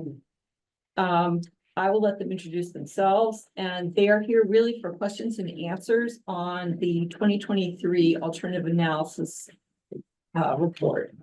And I think we can. How do you want to do the climate? We've got. at least You wanna do- 15. You want to do the. I just want to have. Yeah. the work. Yeah, I mean, I think if we're ready by the work by 6:35, 40, that should be fine. Okay, Yeah. so let's start and aim for like 15 to 20 minutes of questions and answers, and we'll see how we do, and then we can have you back if we run out of time. So, I don't know if, maybe we should start with Alex and Amy. Would you like to introduce yourselves? Sure. Hi, everybody. I'm Alex Patterson. I'm an ecologist at EA Engineering, and I'm EA's project manager for the Warner's Pond projects.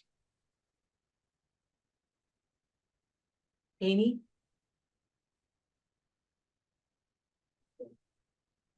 Amy, are you on? She's on, but she's on mute. Oh, she's on. Amy, you're on mute. I think she's also driving. Oh, that's right. She's driving. There she is. Okay. Here she comes. Oh, can you hear me now? Yes. Yes. Okay, great.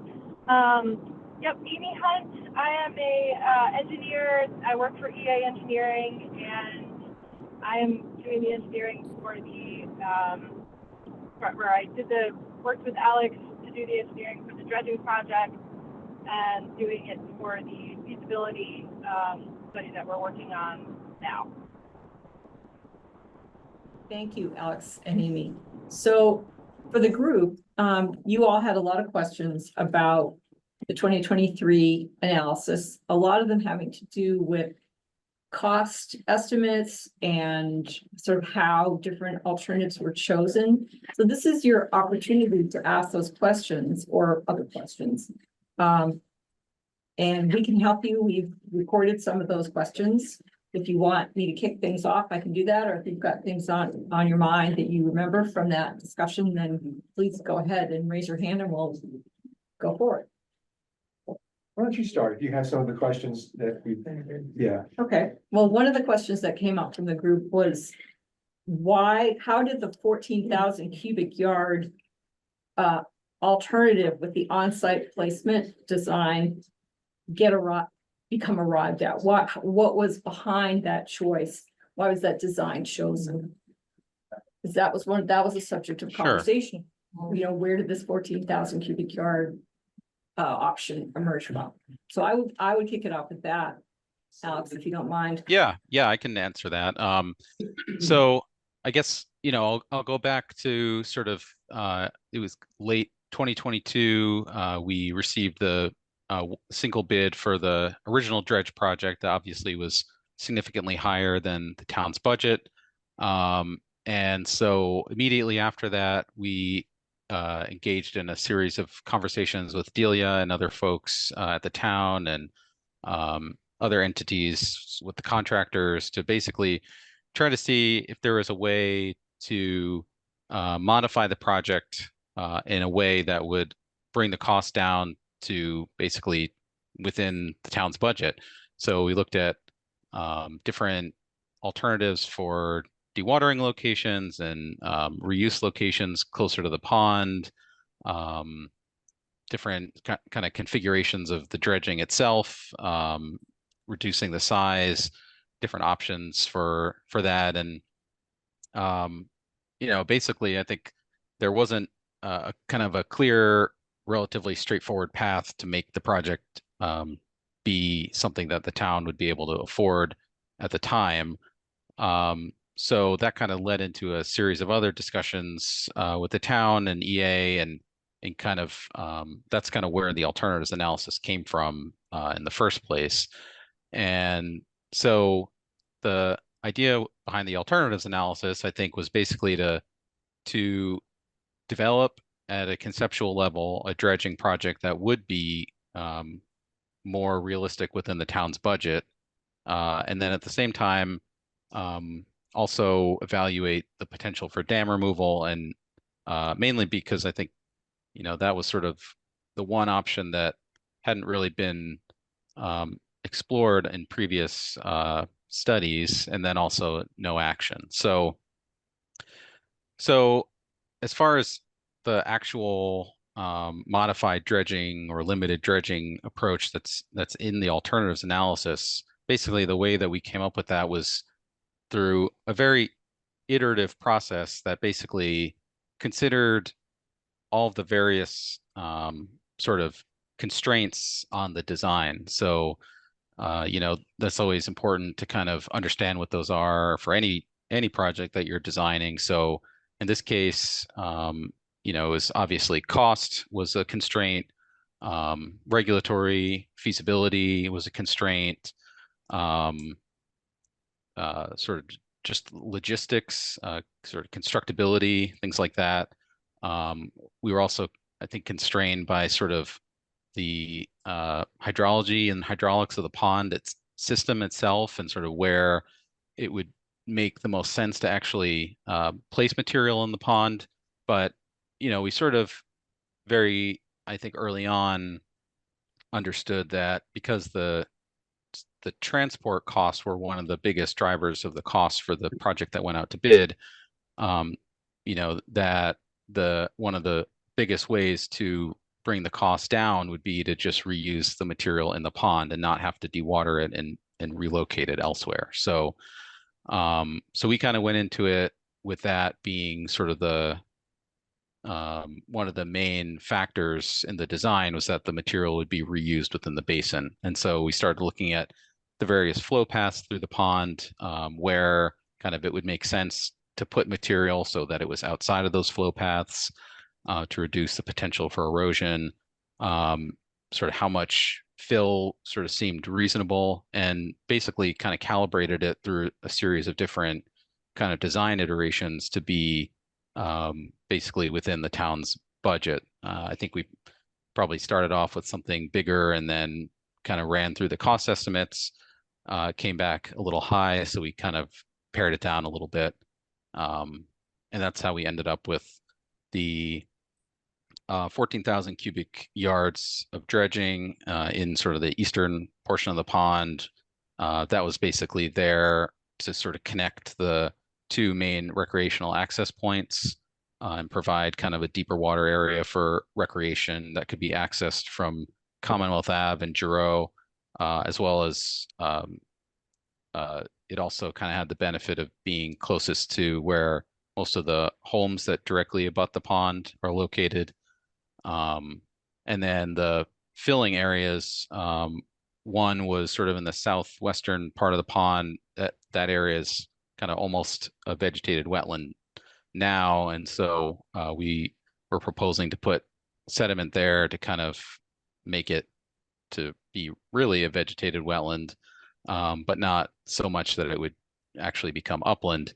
And then in the northwestern cove, basically we were trying to avoid filling in the deep hole because there's a lot of water quality and recreational benefits to maintaining that. So we tried to avoid that, but sort of fill along that more gentle slope that exists there. Because that's the other thing is, the actual placement of material underwater carries a lot of logistical constraints. And so we tried to place the material in a location where the bottom topography was relatively flat or gently sloping to try to avoid any erosion of that kind of fill area that would be created there. Go ahead. I have a question, but I think I'm probably the only one who doesn't understand this even now, even though we probably touched on it a million times. It's to do with phosphorus load. The phosphorus load again.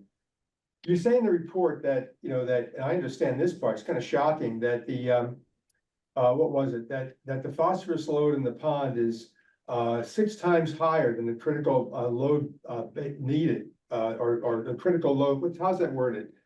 It's 6 times higher than the critical load. I mean, how's that worded? You remember?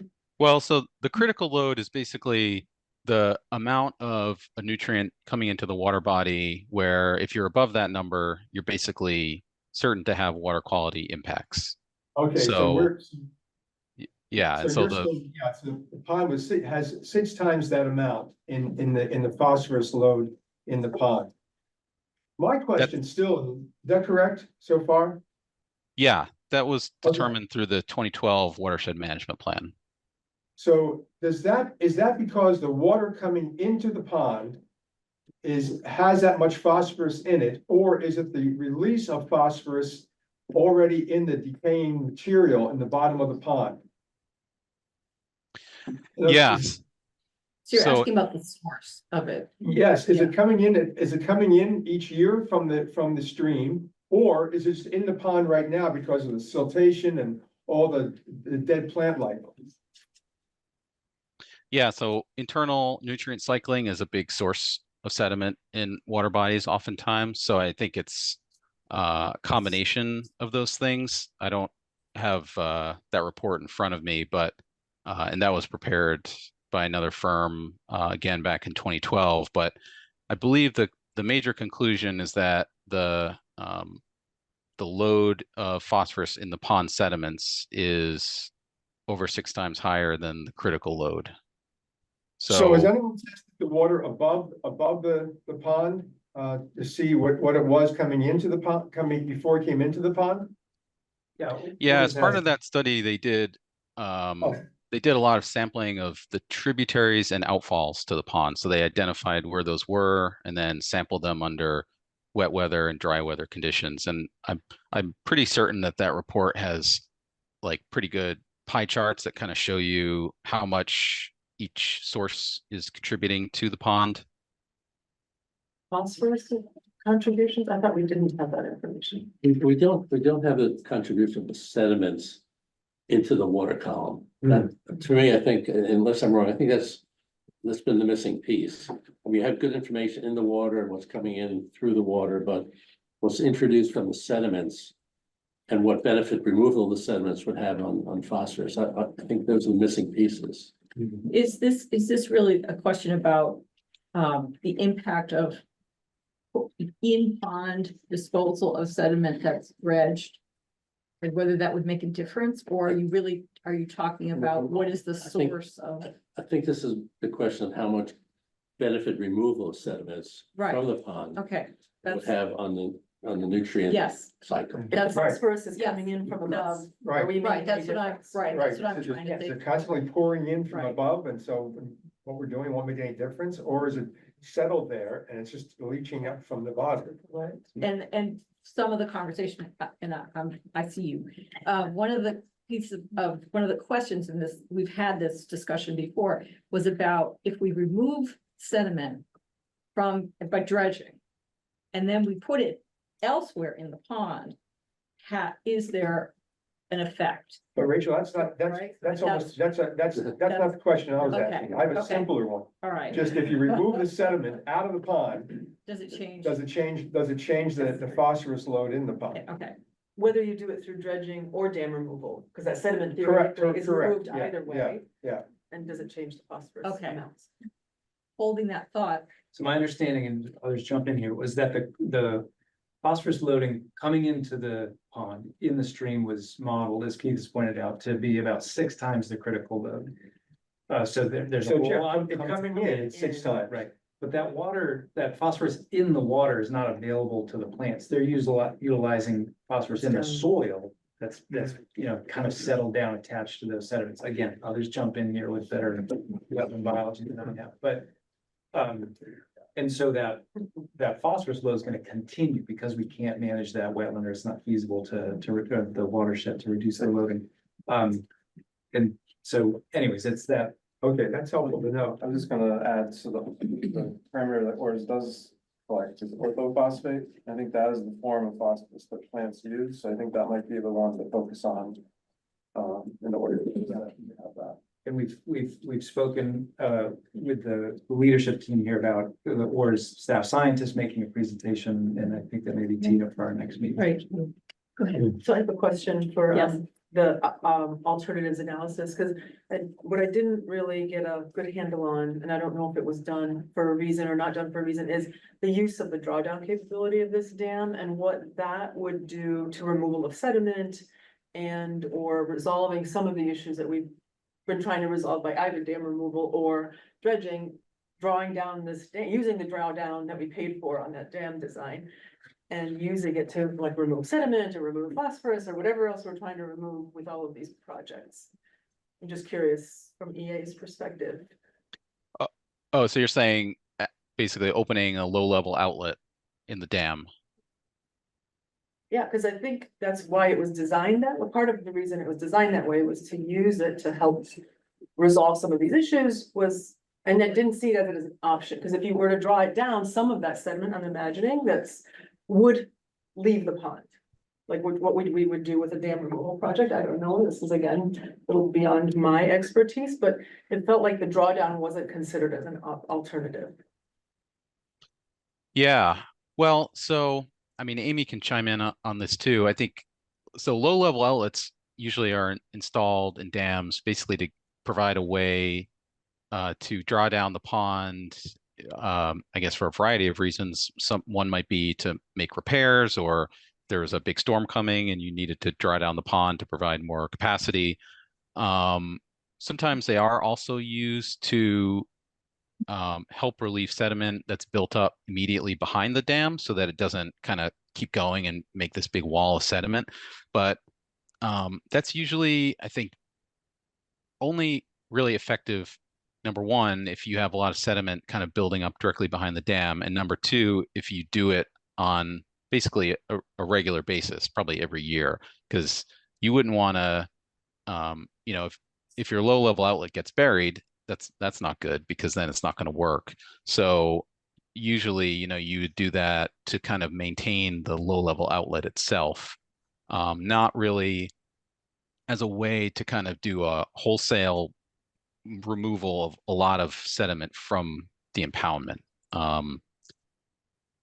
Yeah, and so we did look at, or at least I know the dredge feasibility study, and I believe maybe the alternatives analysis to some extent also did talk about drawdown in general. But yeah, I don't know, Amy, if you have anything to add to that. Sure. Yeah, I think, yeah, definitely the first two options that Alex had said are really why a low-level outlet structure is installed in a dam, mostly for maintenance, any repairs, just to make it easier to get behind the dam and not have to do as much dewatering. And also for flood control dams, which this one is not, but it is a way to empty out the impoundment to make some storage for floods. But as far as I know, this dam is not rated as a flood control dam. So not typically used a whole lot for sediment release. I think that would require a whole lot of very special permitting from the state. But Alex, I think, correct me if I'm wrong, but I think we did talk about that, or it was considered, but as far as controlling the invasive species, it wouldn't be able to draw down the pond enough to make a difference. Yeah, well, oh, sorry, go ahead. Well, I was just gonna say, we did look at that, and there is some information in the alternatives analysis report. There's a graphic that says if the pond, basically the low level outlet is, I forget the size of it, it's maybe a 12-inch, maybe it's 18-inch, I can't remember what the size of it is, but the elevation of the pond bottom, the elevation of the low level outlets, and the volume of water coming in all mean that you would never be able to lower the water enough to be able to either one, go in and dredge with equipment, because it would just be still a lot of water in the basin. And it wouldn't, we looked at it from the invasives control, you know, just to do a drawdown. And because of the bathymetry, which is relatively flat, it doesn't really allow for that. So I think that we looked at this as a group. I'm sorry, keep it, no. Sorry. Sorry, in your alternatives report, you project a course for the stream if the dam were removed. I know you can never be exact on something like that, but were you assuming that would be a naturally formed course, or were you assuming that there would be a need for dredging to create that course? So for the alternatives analysis, we assumed that the channel would establish itself. I don't know if we assumed that there would be any dredging, or if so, it would only be sort of immediately behind the dam just to facilitate the construction itself. But we didn't have any dredging that was kind of envisioned in the alternatives analysis, other than, you know, kind of the immediate footprint of the dam itself.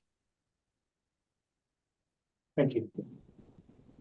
So I know, I see there are a number of questions. I do just want to say, we may need to have EA back, if there are a lot of additional questions, and I think they're, they're working for the town, so that's certainly a possibility.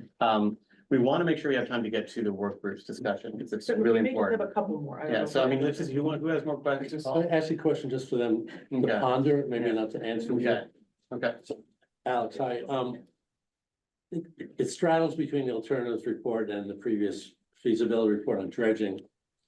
It strikes me that 35,000 cubic yards of sediment removal is a small percentage of the sediment, so I've always been a little scratching my head about the overall benefit on nutrients and the ecological benefit of 35,000 cubic yards. But putting that aside, dropping the alternatives down to 14,000 cubic yards.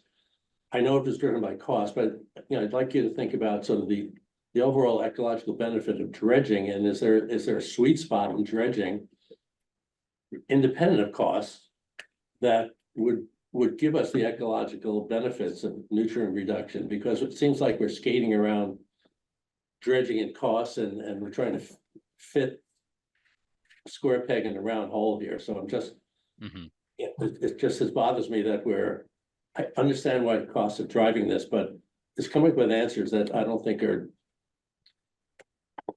entirely defensible from an ecological point of view. I don't mean to be harsh, but it's just, I'm trying to reconcile the Yeah. dredging pieces here.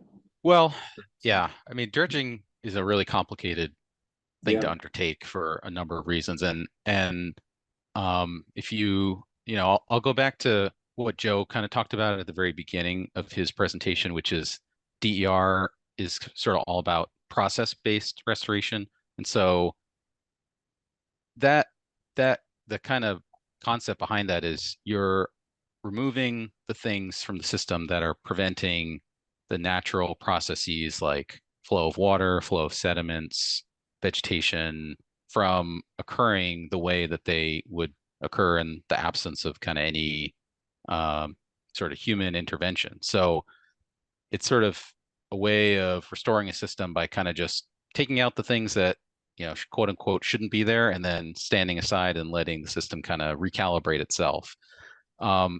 Dredging is kind of, I would say, contrasted with that. It's really more of a form-based type of approach where you're saying we want the system to look and function a certain way, and so we're going to undertake a project to kind of make it do that. And there's a variety of benefits to dredging, certainly, and I think they vary based on the site and on the scale, but yeah, I mean, I think it's tough because I think there's a limited capacity for how much sediment you could actually rearrange in the pond, and without creating like these big kind of hills. And so, we tried in the alternatives analysis to kind of find a sweet spot where it was within the cost that was available. The kind of regulatory and logistical constraints didn't seem to be to the point that they were just not even, completely infeasible, still challenging, but still potentially doable, and provide some benefit. I mean, I think, the benefits of the dredge project and the alternatives analysis are probably more limited than the original project. It's, there's no material coming out of the pond, so there's no nutrient reduction really at all on a net scale, because you're just moving it from one place to another. You are getting some deeper water, which is probably going to benefit boating and fishing and maybe fish habitat to some extent. But it's also was designed that way to be at a much lower cost. So yeah, I don't know if that answered your question, but well, I don't know if there's an answer, but I think it's very helpful. Thank you. I one more, sorry, one more. Yeah. Keith, I'm sorry, Keith, go ahead.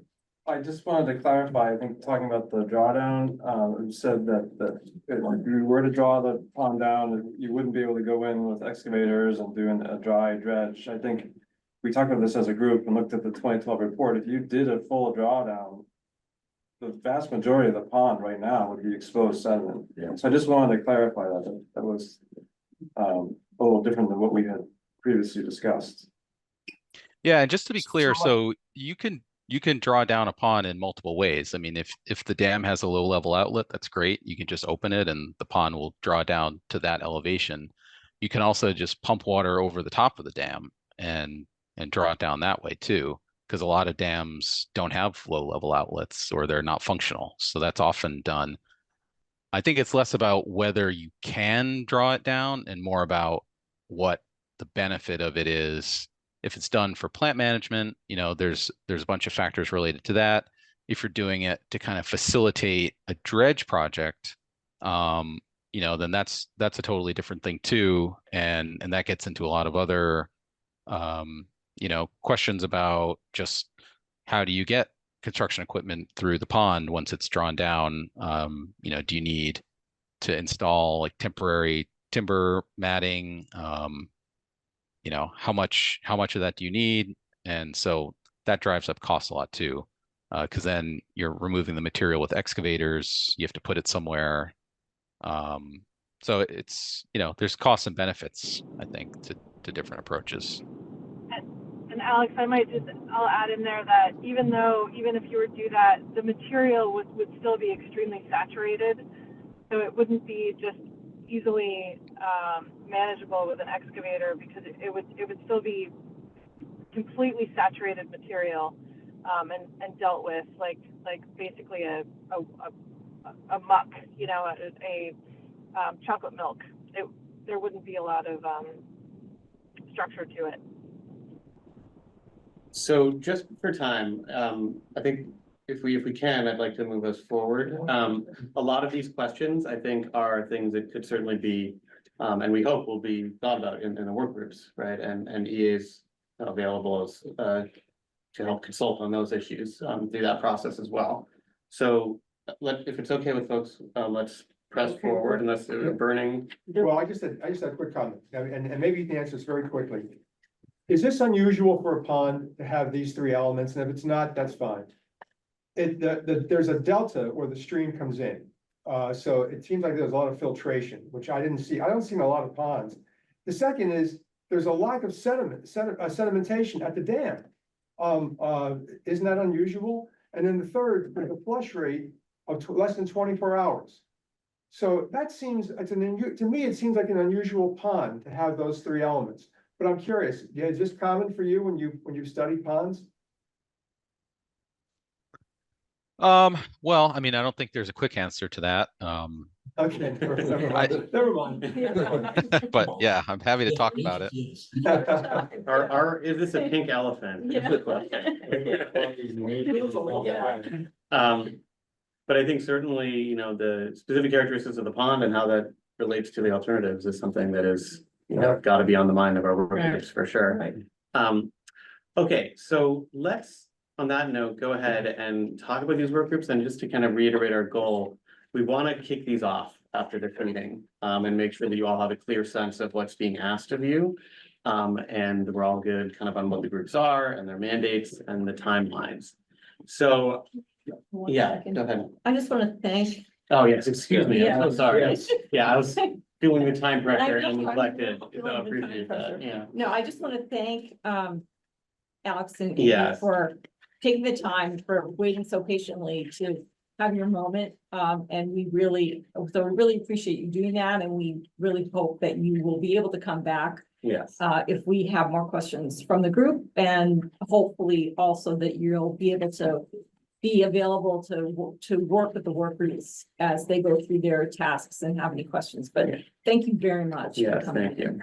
Yeah, thank you. Happy to do it. No problem. Thank you. Okay, thank you for that, Rachel, appreciate it.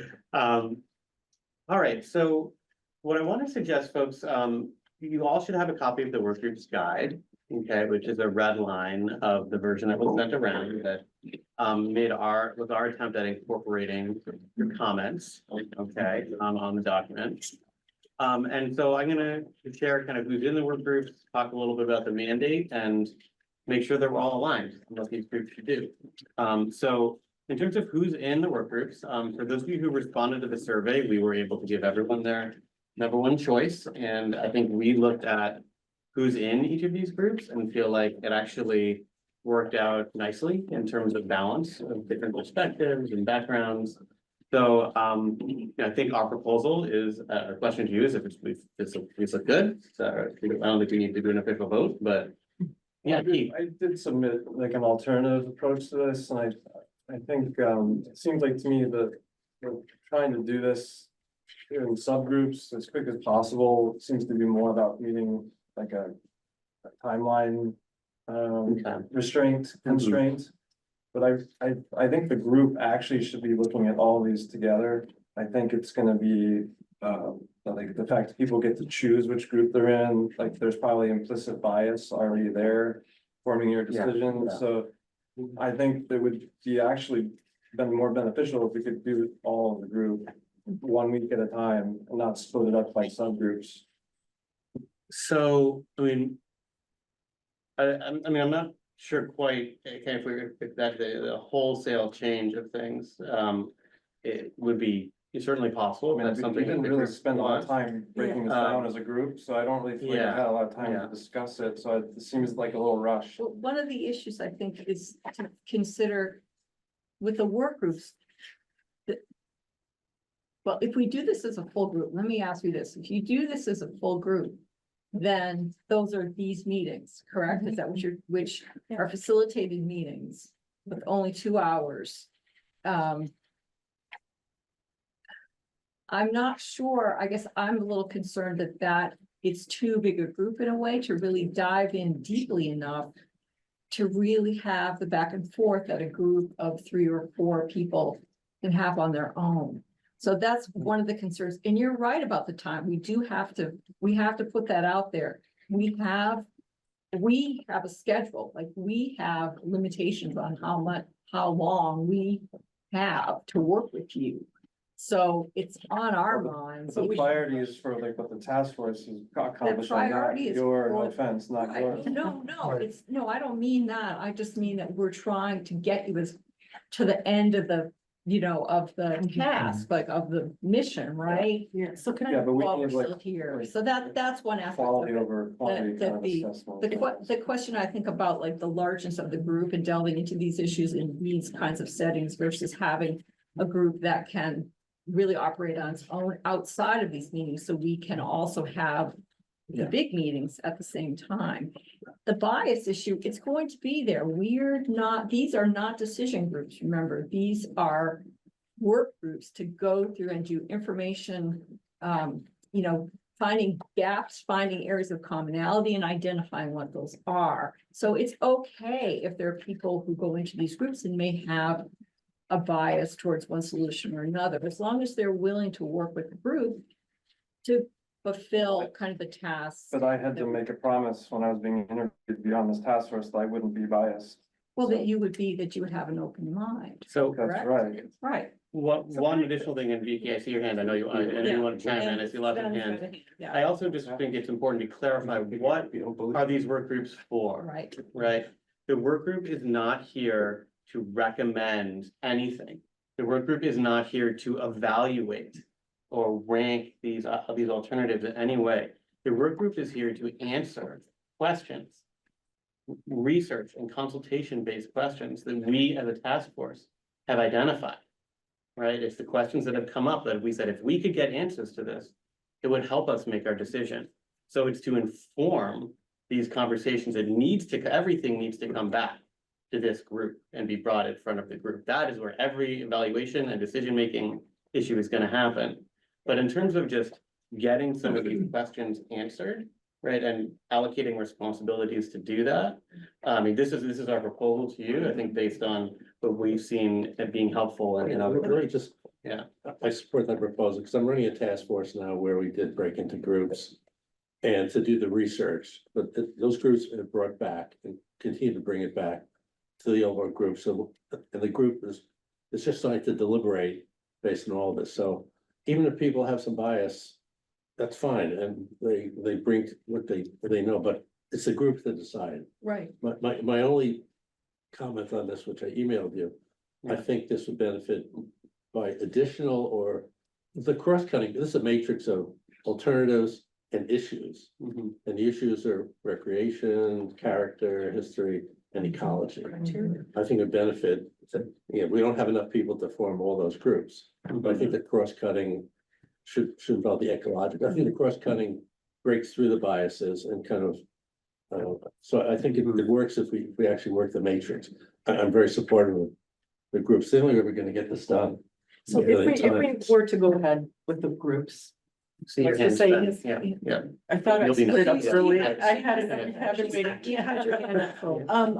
Let's just say we can do these groups. It feels to me that each group, this is 5 presentations of options in one meeting. I cannot imagine that we will have time to actually hash it out, because I'm gonna imagine dam removal gets up there and says, here's all the issues with dam removal. 2 meetings. But I think in order to do it, we should hash that thing out. Like, let's give it its time. Let's make sure it's complete together. I don't think rushing through a presentation from the task for these work groups is beneficial to finishing the task. And at the same time, I don't understand why we're not using the same criteria for every single one of these, why we pick and choose criteria. The criteria is supposed to be, we worked so hard on that criteria, everybody gave their comments, we rehashed it and rehashed it. It's supposed to be the criteria we judge our recommendation by. I think it's that full page, several pages of criteria that each of these work groups needs to use to come back to the group and saying, of that 3 pages of criteria, we all agreed was going to be the criteria. This is how we stack up our proposal and why, and everybody can comment on it. I don't think we should pick and choose which criteria applies to which one. Yeah, so we did sort of hear that comment, and make some changes to the document in response to that. It's not full, it's still pick and So- choose. I think when we get to kind of sharing the mandate and some of the changes, I think it's a really important conversation. Yeah, Yeah. let's continue the Yeah. process. Yeah, so process. So I think it's what we see here in the comments is exactly. I think showing the potential problem we have with this structure. Because as I understand right now, the work groups are not comparing the criteria that were defined before. But they are supposed to answer certain questions that came up when we as a group discussed the relative scenarios. Right. But it's not that the working group is going in and says, we analyzed all of this and our ranking of this scenario alone compares it to this. This is because this is mainly from work group 1, 2, and 3, a vertical work group. I agree with Paul, it would be much better to have more cross-cutting work groups, where the work groups already say, okay, if I look at the ecological impact, that's the work group around that says scenario 1, 2, 3, or even potentially 4. This is where we look at this, we get all the questions answered, and then have that presentation, a cross-cutting presentation. And then we as a group can think and determine how the criteria we are having defined apply to it. My concern here is that by doing vertical groups, we are generating silos and we are generating and forcing and enshrining a predefined opinion within these silos. And I was a bit, when I got that and had to think of where do I want to sit, I took the cross-cutting one because that's what I think is the most productive one. Yeah. Well, honestly, we struggled with the same question that you're raising, and for me, I had a worry about whether we would be overloading the work groups if we added that cross-cutting issue into it, that it would just be too much. But if you only do cross-cutting work, Yeah. you're still covering the same line. You can have groups of 2. And there are really 6 things, the 3 alternatives and the 3 major issues, which are ecological, recreation, and history and It's character. five, Sorry, it's five criteria, I mean, five group, it was from history, livability, mobility, ecology, fiscal sustainability, those were our five. Right, Right. but in terms of we'll the, just, yeah. That is our Well, you can document. you can combine a couple, but if you had three cross-cutting groups and three alternative groups and smaller groups, 2 or 3 people, then they could mull over those, I think. Because I do think I think the cross-cutting groups can break through the biases to compare advantages across information. So there is some redundancy, and that's Yeah. fine. that's okay. That was the concern we had. Yeah. Overloading you. It seems to me that it's a chicken and egg situation. Right now, you've got several groups that are looking at specific technical challenges for which we seem to have inadequate information for cross-cutting groups to be able to look at. So if you have cross-cutting groups and technical groups working at the same time, what do the cross-cutting groups have to work with? Because the technical groups are still trying to provide the inputs. I think what depends on the level, I mean, if you look at the alternatives and, for example, recreation, you could think about the recreational benefits and opportunities across those alternatives. If we have enough information to take a crack at ecological issues, because we've heard some, it's not perfect. We'll never have all the information we need. The information that we don't have, we need our costs. And but that, But we're But then not- it's that's gonna come later. Not there is a group for that. You don't know, to that's cut fine. costs. It's fine. It's fine to remove the cost from this equation. So I wanna just check in. I think if we want to negotiate the kind of terms of these work groups, we can't do that today and get the work groups launched. Right. If we want to get these launched and have some initial conversations, we can try this format out. Okay, and we can always change it if it's not working. We come back at the next meeting and we want to talk about it some more. We can do that. So I mean, I think we kind of need to decide if we're okay starting this as an experiment for between this week and then this meeting and the next, or if we want to wait before we go into work groups and kind of postpone this until the next I meeting. think the timing is not doable. I agree, and I don't, actually, I don't know whether we should go ahead right now, frankly, I think maybe we might want to spend some more time thinking this through.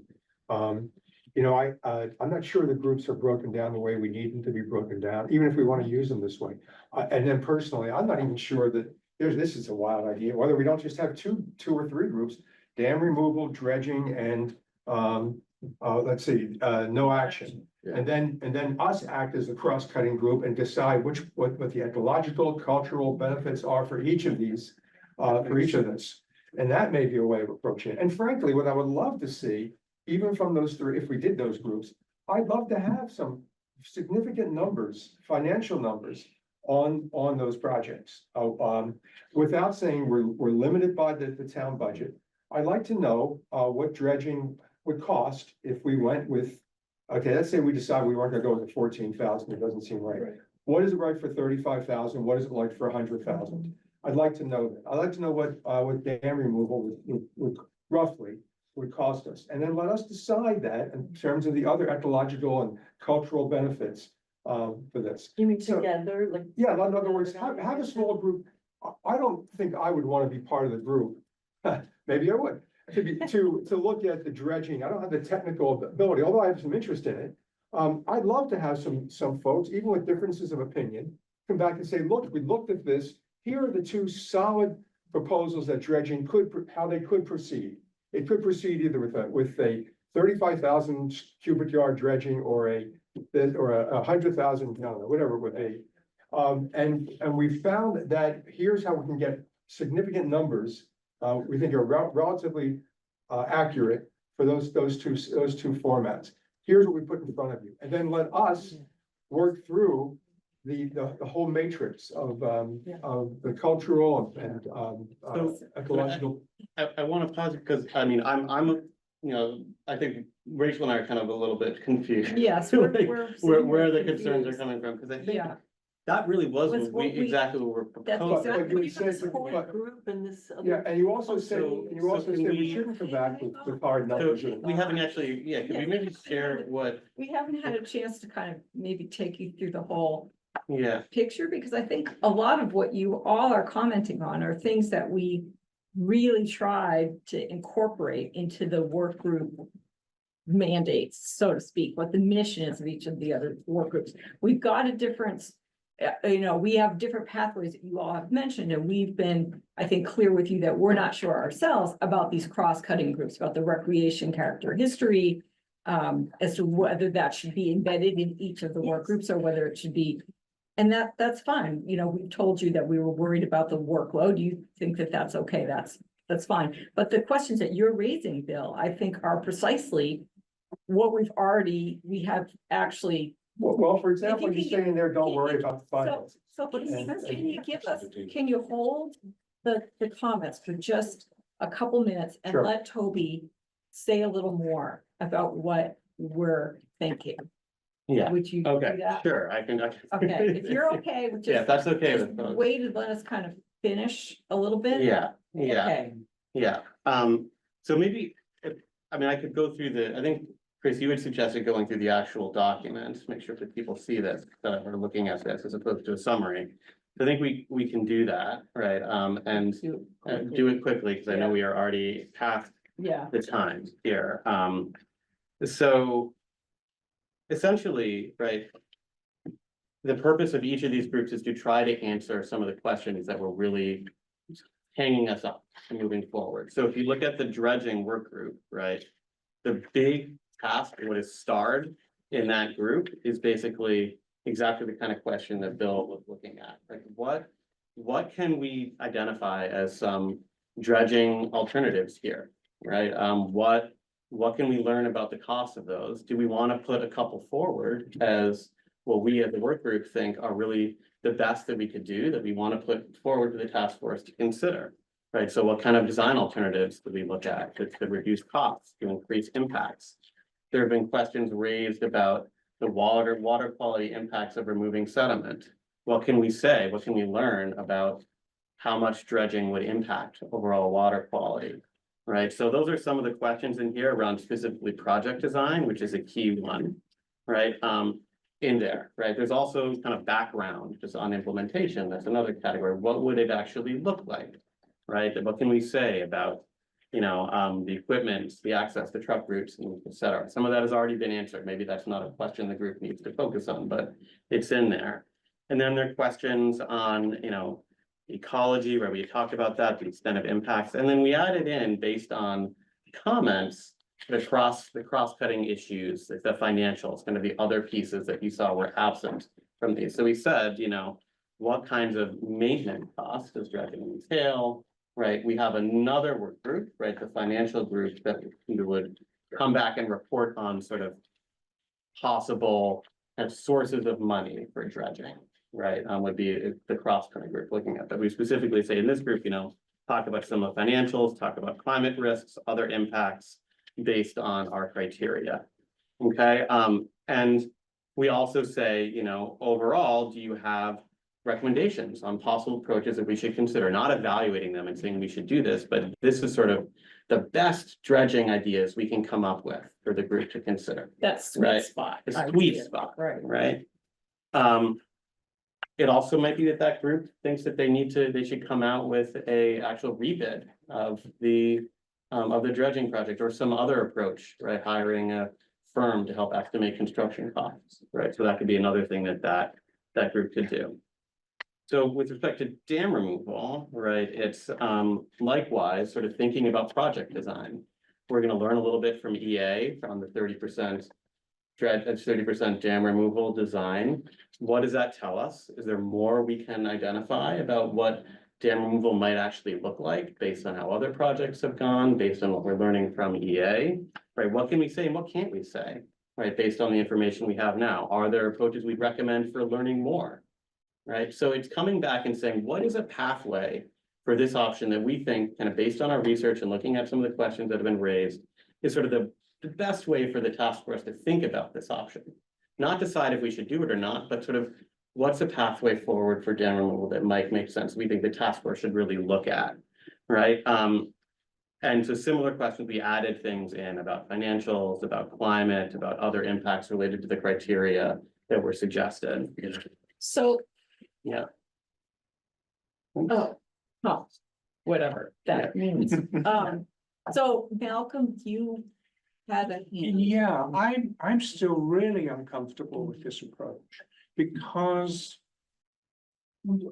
all we're doing is going back to the alternatives analysis.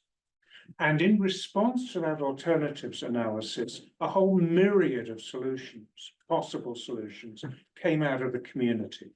Now, I don't have a clue whether how many of them are practical, how many of them will work.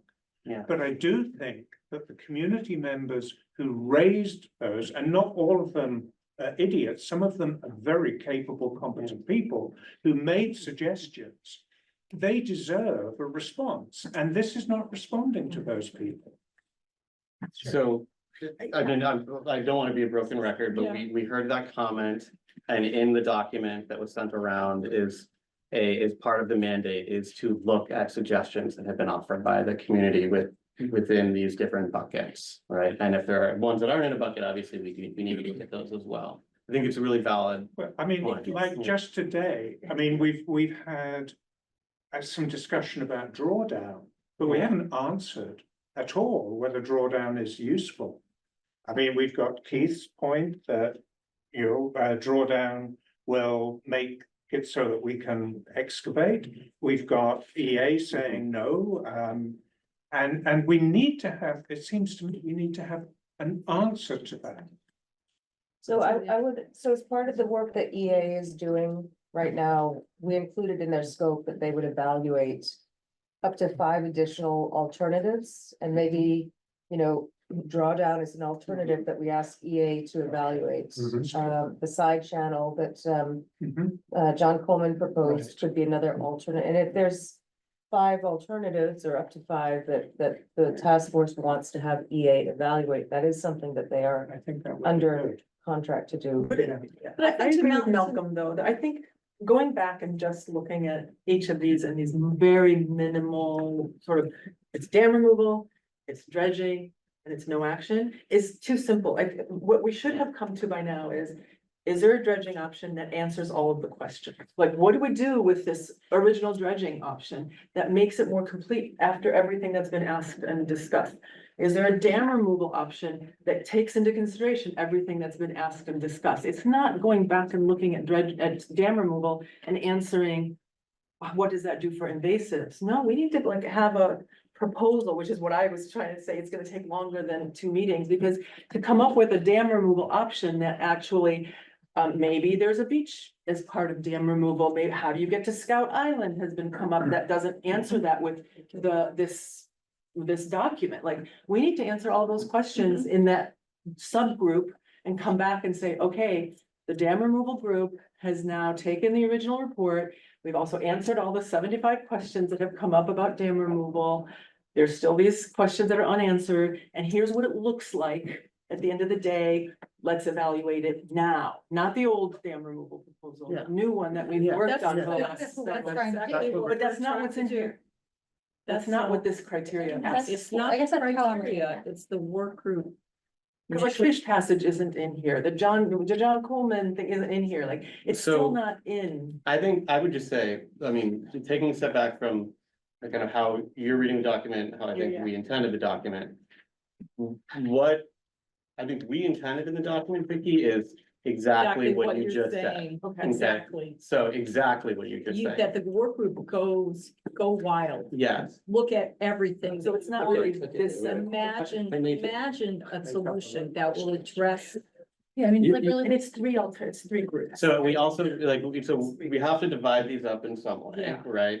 Right, so we're, there's a bucket of kind of ideas that likely fall under the dam removal ambit, right? Same with dredging, same with no action, but we really, the purpose of this is exactly that. Go out, think about what is possible. Come back with ideas. Doesn't have to be one idea. It could be like 4, right, 5 more, right? Different elements of it you could bring in, and, I think it'd be nice if you say, we kind of thought this would be especially compelling to the group. Here's all the things that we thought about. It could be even like a pathway, like things over time. Do this first, see what you learn, town, then based on that, do this, right? So that's, I think, the purpose of these. Yeah. I'm wondering what level of detail this task force members need to have to deliberate and make a decision. But this is a lot of work. Okay, maybe June 27th of next year. I mean, to answer these questions, there's a lot of research and we can't answer all these questions. So what do we back off? What level of detail and what level of uncertainty are we willing to live with to actually make a decision, a consensus decision based? And, I think this is too deep. Maybe there's but we know a lot about dredging. We don't know enough. We need to know to get to the point where we're comfortable. We know a lot more about dam removal today than we did yesterday. Yeah. We really need more to support that or not to support Yeah, that. yeah, What, so yeah. how do we get to the point where we start to deliberate? I think these are all great questions, but it's a lot of work and. Yeah. I agree. A lot of work. So when you Can I- do these, can I make these one- ideas, then I want to make a proposal for moving forward. All right. Yeah, One so let's proposal. go Sven and then Mark. Yeah. I think we have to step back and look at this. In the end, our task is to compare whatever the scenarios are against the different criteria. And perhaps we have to go through some kind of exercise to say, okay, all what we know today, with all the open questions. Yeah, is if we look at the criteria, what are the real important questions on each of the scenarios we need to look at to make a tipping point decision or a change or whatever on that specific criteria? Yeah, what is the tipping point decision on fish migration for dam removal versus dredging? That would be a fish ladder or whatever. So do we need to answer that specific question? So just because this is answering a lot of questions that in the end, to be honest, will not make a critical kind of change or swing in the criteria. What are the critical issues we have to focus and then narrowing it down with working groups? Otherwise, we're getting lost in the forest and looking at bugs and flowers and don't see the big picture. And we have to come to that big picture. And the criteria set is potentially the guiding set of things we should look at. It's just a thought. Just real quick, that's very close to what I was trying to articulate last week. Not as well. Helpful. Yeah, Mark. So I was about to try to move us towards an approach that, gets us to a next meeting and it might be similar to what you've got in mind. But it does seem to me that the Department of Natural Resources information gathering around finances, there's been some questions that have been in the background. And if it's possible to expect that that's produced or available to begin to look at, that goes to something that's been top of mind for me, which is understanding the baseline, which is what the no action is. And I noticed that, those are the two things that you had structured for next time. I think that before contemplating the potential range of actions or attempts to address this problem, it is really useful for us as a group, and this kind of picks up on what Keith was suggesting, to delve into no action. So if it's useful to volunteer, I was placed on the no action group to try and pull out some of the questions that are helpful to address. What's going to happen if nothing happens, or if no particular change from what's been going on up until now occurs? I think that that's an important baseline by which everything else is then evaluated as a positive or a negative impact on top of it. And I think that if we try and address that as a group next time and maybe come back to okay, now that we have a fairly reasonable understanding of what we know and don't know about what's going to occur if, things don't change, then going into, maybe we could find some time in next meeting to understand a little bit more about whether we need to cross cut against dredging and dam removal or not. How do those form? So it's still sort of a two-step process, but this one says, let's get those finances back if we, to the extent that we can, or understand what we're missing. Let's get those, what's gonna happen if nothing happens, facts, or know what we're missing there. And then delve into, do we have enough information, or how do we want to tackle this problem of what the active solutions might look like, or how they get developed? That would be my suggestion for going forward. Mark, I have a question about that, just briefly, who could present on no action? I'm, for example, I'm supposed to be on this committee with you, but I have no idea what 5, 10, 20 years down the road. Or Right. It's I'm crystal real ball, I guess, comfortable that's saying Yeah. that that's the kind of thing that we need to actually ask a professional Yeah, I to totally tell us in those dimensions. So particularly sitting here, when I'm looking at something that's 2 weeks from now, I'm not expecting to be a whole lot smarter on. Oh, exactly, absolutely. Degradation of ponds. Your name is on there. I know, but I know I'll wanna know, and if it, if that becomes something where we spin up a task and say, okay. Let's put that on the agenda and say, what will happen if this, let's say they assume the dam is maintained. And the pond exists the way it more or less exists right now, what are we really seeing? How long does this take to become whatever it's going to Exactly. become? So could you find someone for us to do that, like you've done with the dam removal and the, See again what it is, the kind of person that you want, like, what's the question that you wanna The answer basic, about? the basic question is, what will it look like if we keep on essentially doing what we're doing now, which is, we've got this dam, which is new. We've heard that they don't remove a lot of 15-year-old dams. And what's it gonna do? What's it really gonna do? The sedimentation is gonna continue, the invasive water, how long before it's unrecognizable as what it is, what it looks like today? I'm not clear on whether that question's been asked and answered. it's interesting, Mark, it's exactly the question you folks have written up for us. What will the conditions of the pond be in 2, 5, 10 years? Right.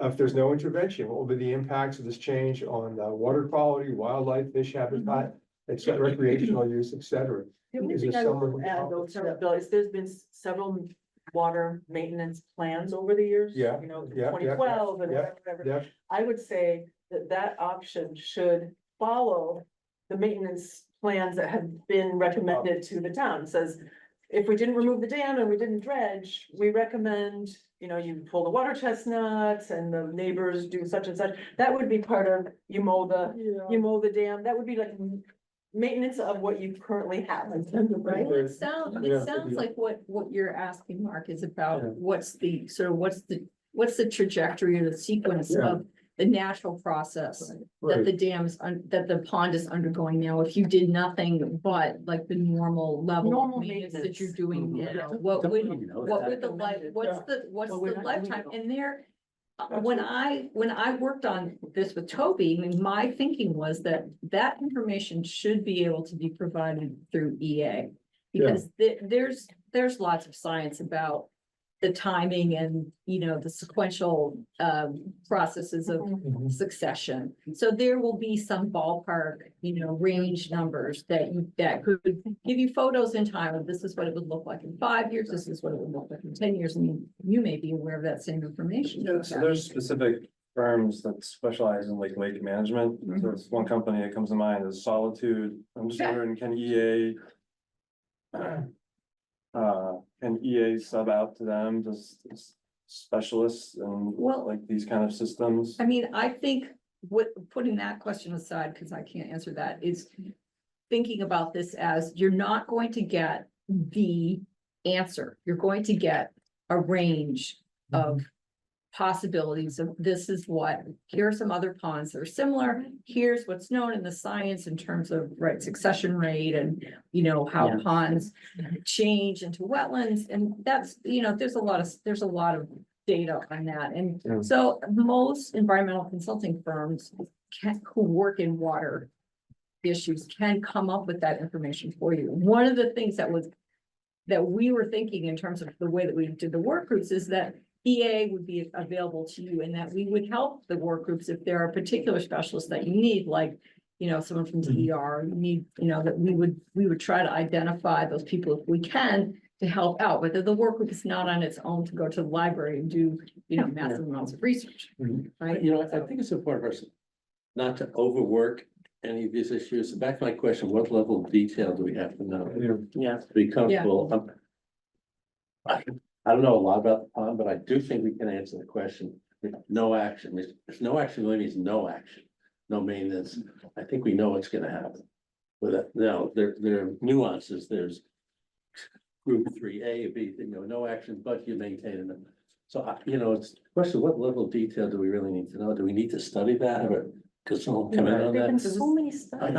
It sounds like the I think we suggestion know what the here. answer is gonna be. Some But we suggestion don't know if here- it's gonna be 3 years or 5 years, 10 years. Yeah. Sounds like there's a suggestion for the next meeting that we think about some way to share information at whatever level we can, right? About what we can expect to happen to the pond, right? So that everyone understands it, right? At least what we know, right? We're not gonna have simple, straightforward answers, right? But to get that baseline, right? And, you know, we can think about these other work groups at the next meeting.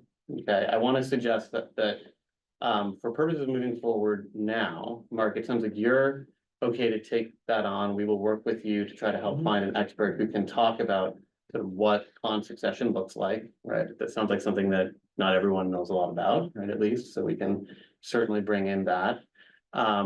We also, you know, have some other items on the agenda for next meeting, like Orr's water quality specialist who's gonna come in and talk a little bit about what we know from water quality data. And we'll have a public meeting, if you want to talk about it in a minute, as we quickly wrap up, right, to talk about and kind of share our reflections on that. So there'll be plenty to do in the next meeting. I think we need to come back and come to you with a proposal based on the feedback today for these other work groups. And I just want to test with you what I think to be, I hope this will be like a quick, like, yes, you're getting it, right? Yes. What I think is the kind of sense of the group, which is it is helpful to kind of have some groups do some thinking around what are the possibilities within these different domains? What can we put forward as sort of possible dredging alternatives? What can we learn about costs? What do we want to put as sort of the best versions of this, and thinking about what the communities have suggested, right? What we've talked about, the best version of this that we think the task force should evaluate. And the same with dam removal, right? What can we talk about sort of this? What's the best pathway or version of this that we think the task force should evaluate, right? And same, you know, we might do that with no action, I don't know, right? But are there things that we could do that don't involve either of these things? Maybe that's what the no action group looks like. And we leave it at that high level.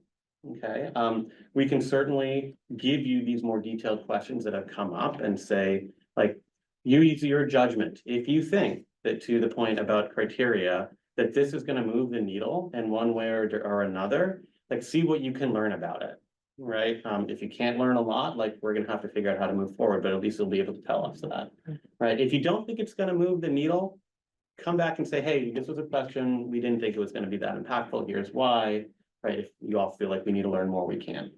So I think that's gonna be the framing around these work groups, for the next time around. I think there's certainly gonna need to be some cross-cutting analysis that happens, right, as well. But the idea of getting at least clarity on what the alternatives might look like feels like helpful. So I want to test that. We can come back with a proposal around that for next meeting. But does that sound like a reasonable way forward for us? I Yeah. just throw out to sort of Vicky's point about the timing, it also Mhm. sort of feels like maybe you would have the groups who are work focused more vertically together, because right now you have like one of the cross-cutting Mhm. group presenting the same day, maybe we can do more of a vertical meeting, a cross-cutting meeting. Yeah. and then sort of Interesting. decide So from them. sequencing it that way. Yeah. Yeah. And I just want to confirm that we are not ready to do that now. Yeah. No. No, No, Okay, you were not ready to kind of talk about, you know, how could we learn more about dredging costs? What would, you know, different versions of dredging look like that we want to explore? Back to the group. Is anybody ready? Just out of curiosity, is there a, Ready for what? to take on what Toby's raising is, that sounds from the group that you're not ready to move It forward. sounds like we wanted, the next meeting should be the no action Okay, review. great. And get Great. ready So for the we'll public pause meeting, on there's a this. lot Yeah. of stuff we have Yeah. to figure out for the public meeting Okay. next week. Yeah, Yeah. it's just one thing, So yeah. we're getting ready for that now. Yeah. It's a briefing of the public meeting. The group can't be meeting and getting ready for the public forum and getting ready for the no action review, Right. all Yeah. in the same 2 weeks. No. Okay, That's a lot. yeah, Yes. yeah. Just one thing, I mentioned this at previous meeting, on the various criteria, which I think are great. There's a weighting exercise that we're gonna have to go through. Yes, right, that's Yeah, right. the sooner we do that, what's the most important thing?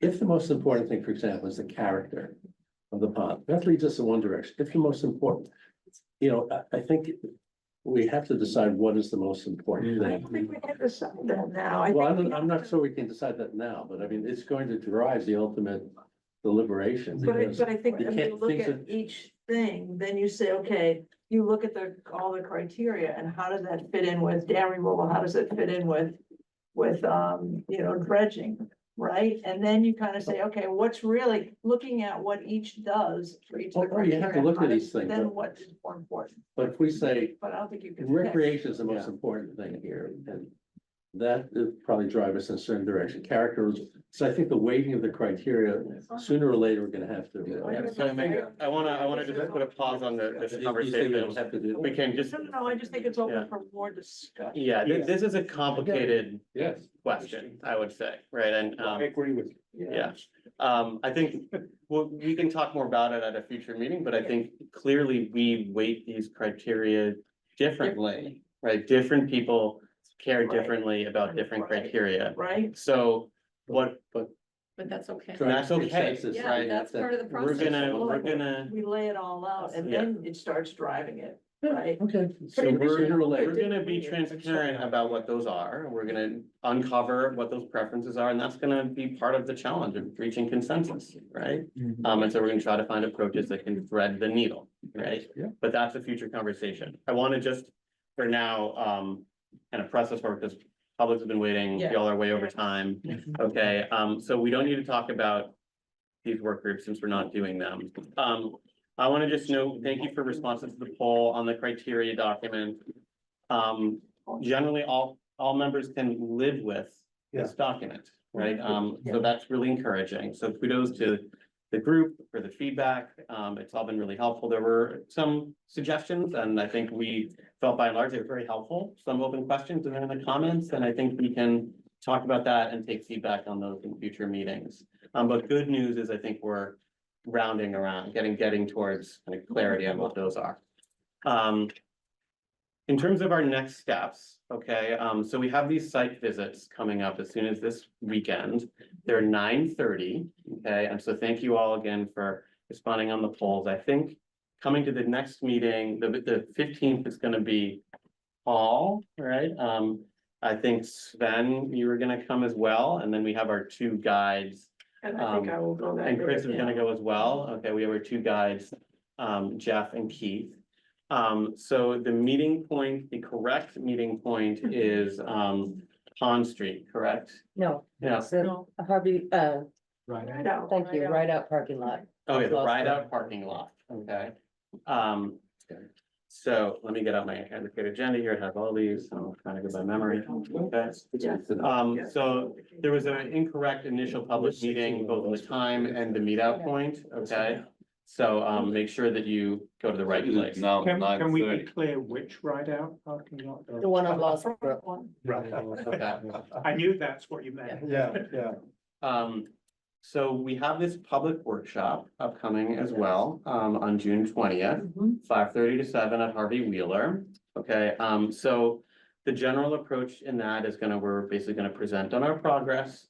Actually, Share, Chris and Bill. yeah, are going to Chris and present. Bill are gonna present on our So that's what we've progress. done any work on Yeah. yet. Okay. Preparing for- And then we're gonna share, what we've done, what we've learned, right?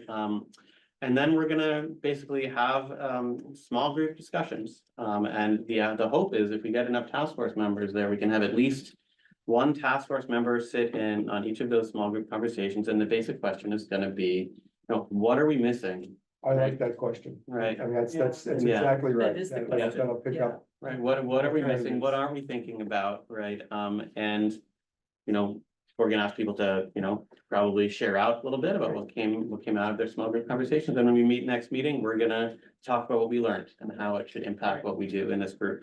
So who sets up the Harvey Wheeler space? Does you guys do that? So, if we could have it set up with tables set with like 4 or 5 chairs at each table, not an auditorium audience, but No, right, Yeah. I'm not, Tables we'll have set to up. see what kind of, I don't know whether they have round tables at it Harvey doesn't have to Wheeler be round. or small, yeah, I mean, we, Just- we'll see Or what you they or you have. don't I- need, I- if you I don't need understand round what you're tables if you looking don't have them. Right, but We could just even just do like just groups serve- of chairs. Yeah, so that people, when they come in, are already sort of in, getting into groups, so we don't have to do the whole. Get into group part of it. So, yes, that would be very helpful. The next task force meeting, June 27th at Harvey Wheeler. As we mentioned, we're gonna have a representative from ORS share water quality data. We, you know, also will be talking about the no action alternative. So Mark, we're gonna work with you on that. If anyone else wants to join. I was gonna say, Mark, you want our committee to be myself and Bert to join you, or? Yeah, Yeah, so maybe the three of you can yeah. work on this. I mean to volunteer you, Bert, Yeah. sorry. That's all right. His name was on there. Your name is on there already. Volunteered. We've also heard, just to say, other requests for experts, right? So I don't think we're gonna talk about this now. We have plenty for June 27th, but you know, fish expert, I'm talking about some of those issues has come up. There's been a suggestion that maybe we have like actual people from towns that have done dam removal or dredging and, you know, witnessed it, talk about what that was like, right? So ordinary people. So we'll talk more about that as a planning team, and if you have suggestions for us, feel free to, you know, share them in the survey. Future meetings dates have been changed, so we had July 18th and August 13th. So those should be calendared for you. We thought July 18th might be an extended meeting if we were doing some of these work group reports. We'll see about that. That'll Yeah. kind of depend on what We happens need at our to- next we meeting. Need to anyway. And then another idea that has come up is maybe we do a dam removal site visit, or kind of create options for people to go see dam removal sites. And so if that's of interest, we can work with DER and conservation agents to identify some sites, kind of looking for places that are sort of somewhat similar in size and nature to Warner's Pond. So just kind of looking around, I see some people nodding. Does that seem like it would be helpful for us to look into? Yeah, Think about it. I mean, think about that. There's a lot on the DER website that you can just see. They've got videos, they've got other stuff. They do allow people to come to their sites, you know, with permission. And the same thing with the fish, if, you know, do you want a fish person to come, a fish expert to come, or do you not feel that's necessary? Just so we can kind of focus on what types of expertise you'd like to have versus other types. Yeah, okay. It would be good to see a fish, if we can, in nearby a fish passage or whatever these other side channel, I don't know what these things look like. I guess. But you mean actually see a fish ladder. ladder? Fish ladder or whatever, yeah, those things, if we can see one in Right. action, even if we do it on our own, it would be Mhm. nice to know where they are. And Sure. so Yeah. you understand what those alternatives look Yep. like. great, simple.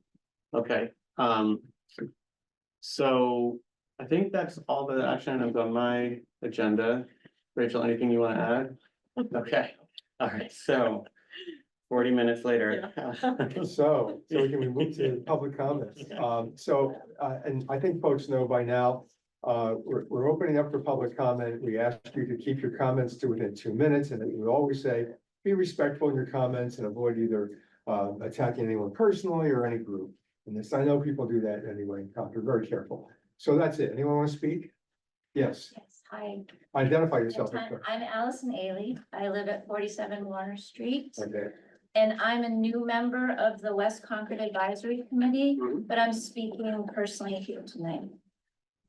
I'm here to make sure that the task force knows about the existence of this document, which is the West Concord Village Master Plan, which was published in 2010 by a task force that includes the then town manager, Chris Whalen, as well as West Concord residents, business owners, and stakeholders. The West Concord Advisory Committee is currently reviewing this master plan with an eye to it being substantially expanded and updated in conjunction with the future MCI development. So I read through this document for the first time yesterday. This is a substantial and significant planning document articulating a well-researched vision for West Concord that aligns with Envision Concord. It holds such weight that the town is still approving and implementing projects and programs, big and small, that were specifically called for in this master plan. And Warner's Pond and how the community and the town view and value Warner's Pond is all over this document. It specifically notes Warner's Pond is one of West Concord's key natural resources and includes Warner's Pond and its dam and specific recommendations for enhancement to open spaces and public spaces as an essential element to a vibrant community. The West Concord Advisory Committee just received printed and bound copies of this master plan. I am respectfully requesting that this task force obtain copies for all its members so it can be fully informed and aware of the place Warner's Pond holds in the soon-to-be updated West Concord Village Master Plan. Thank you, thank you. How do we get copies of that? Is that, Should be on the West Concord Advisory. Yeah, Committee's on the website? The town will provide bound copies. They did for us. Okay, good. I think you have to request them, maybe from the town planner. Okay, that's Yeah. very good, thank you. Okay, can we get that distributed? Yeah. Yeah. Yeah, it is So does everybody- online in pieces on the West Concord Advisory Committee website. It's hard to read though, because you have to go into different. Sure. Can people just show that, who would like a hard copy? So, one, two, I know. Electronic. 5, 6, 7, 8. All that paper. Eight. Very good. Yeah, the whole document electronically would be useful. I don't need a hard. Is it just pieces of it on the website? It's the whole thing, but broken into lots of pieces, so it's very hard to read. Yeah, we can combine it into one file. Stitch them together. Yeah. I'd like a printed version. So Okay, I good. hear 8 printed copies. Can people just do another 1, 2, 3, 4, 5, 6, 7? Somebody dropped off. Okay, 7. One electronic, please. Good, anything else you want to say? Thank you. Anybody else? Yes. Hi, listen, Ron, I'm trying to understand what the site visit thing is all about. I apologize if I missed something about it, but what's gonna happen? And why are there leaders and what are they showing us and what's gonna happen?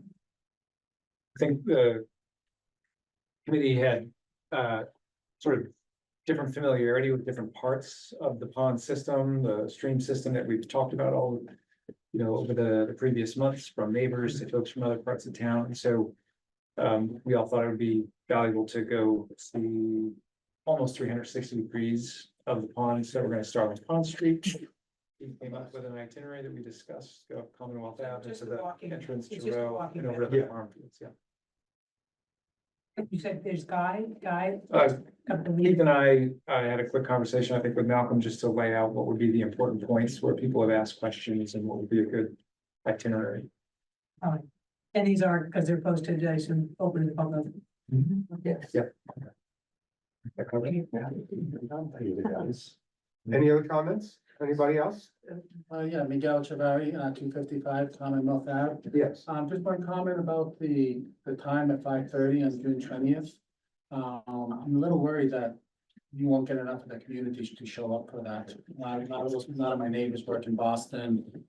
So you're really looking for feedback on it. You might want to, talk amongst yourselves as to what might be a better time. I'll talk to the members, who, have a commute. So someone like me, I'll be there. Good, good.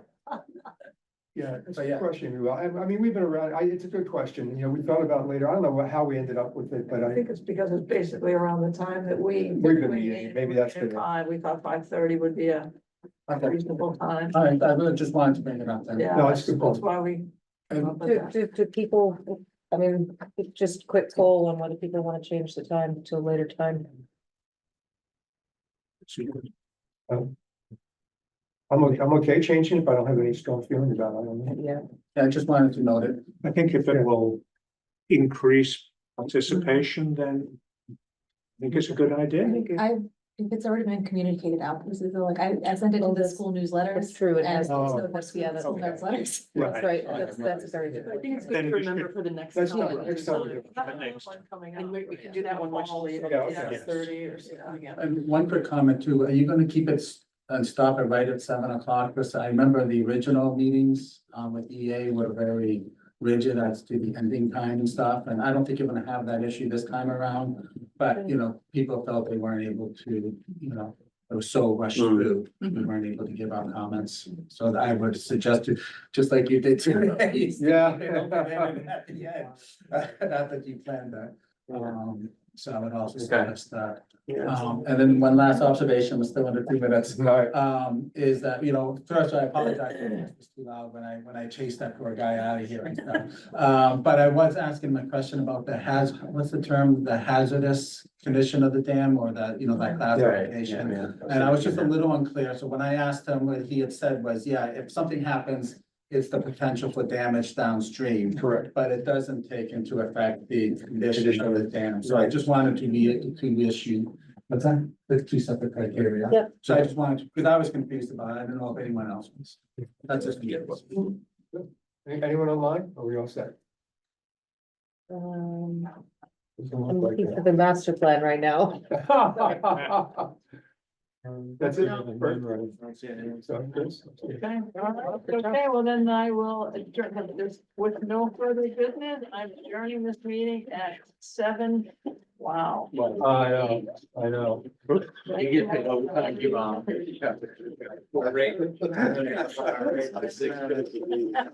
So I don't want to.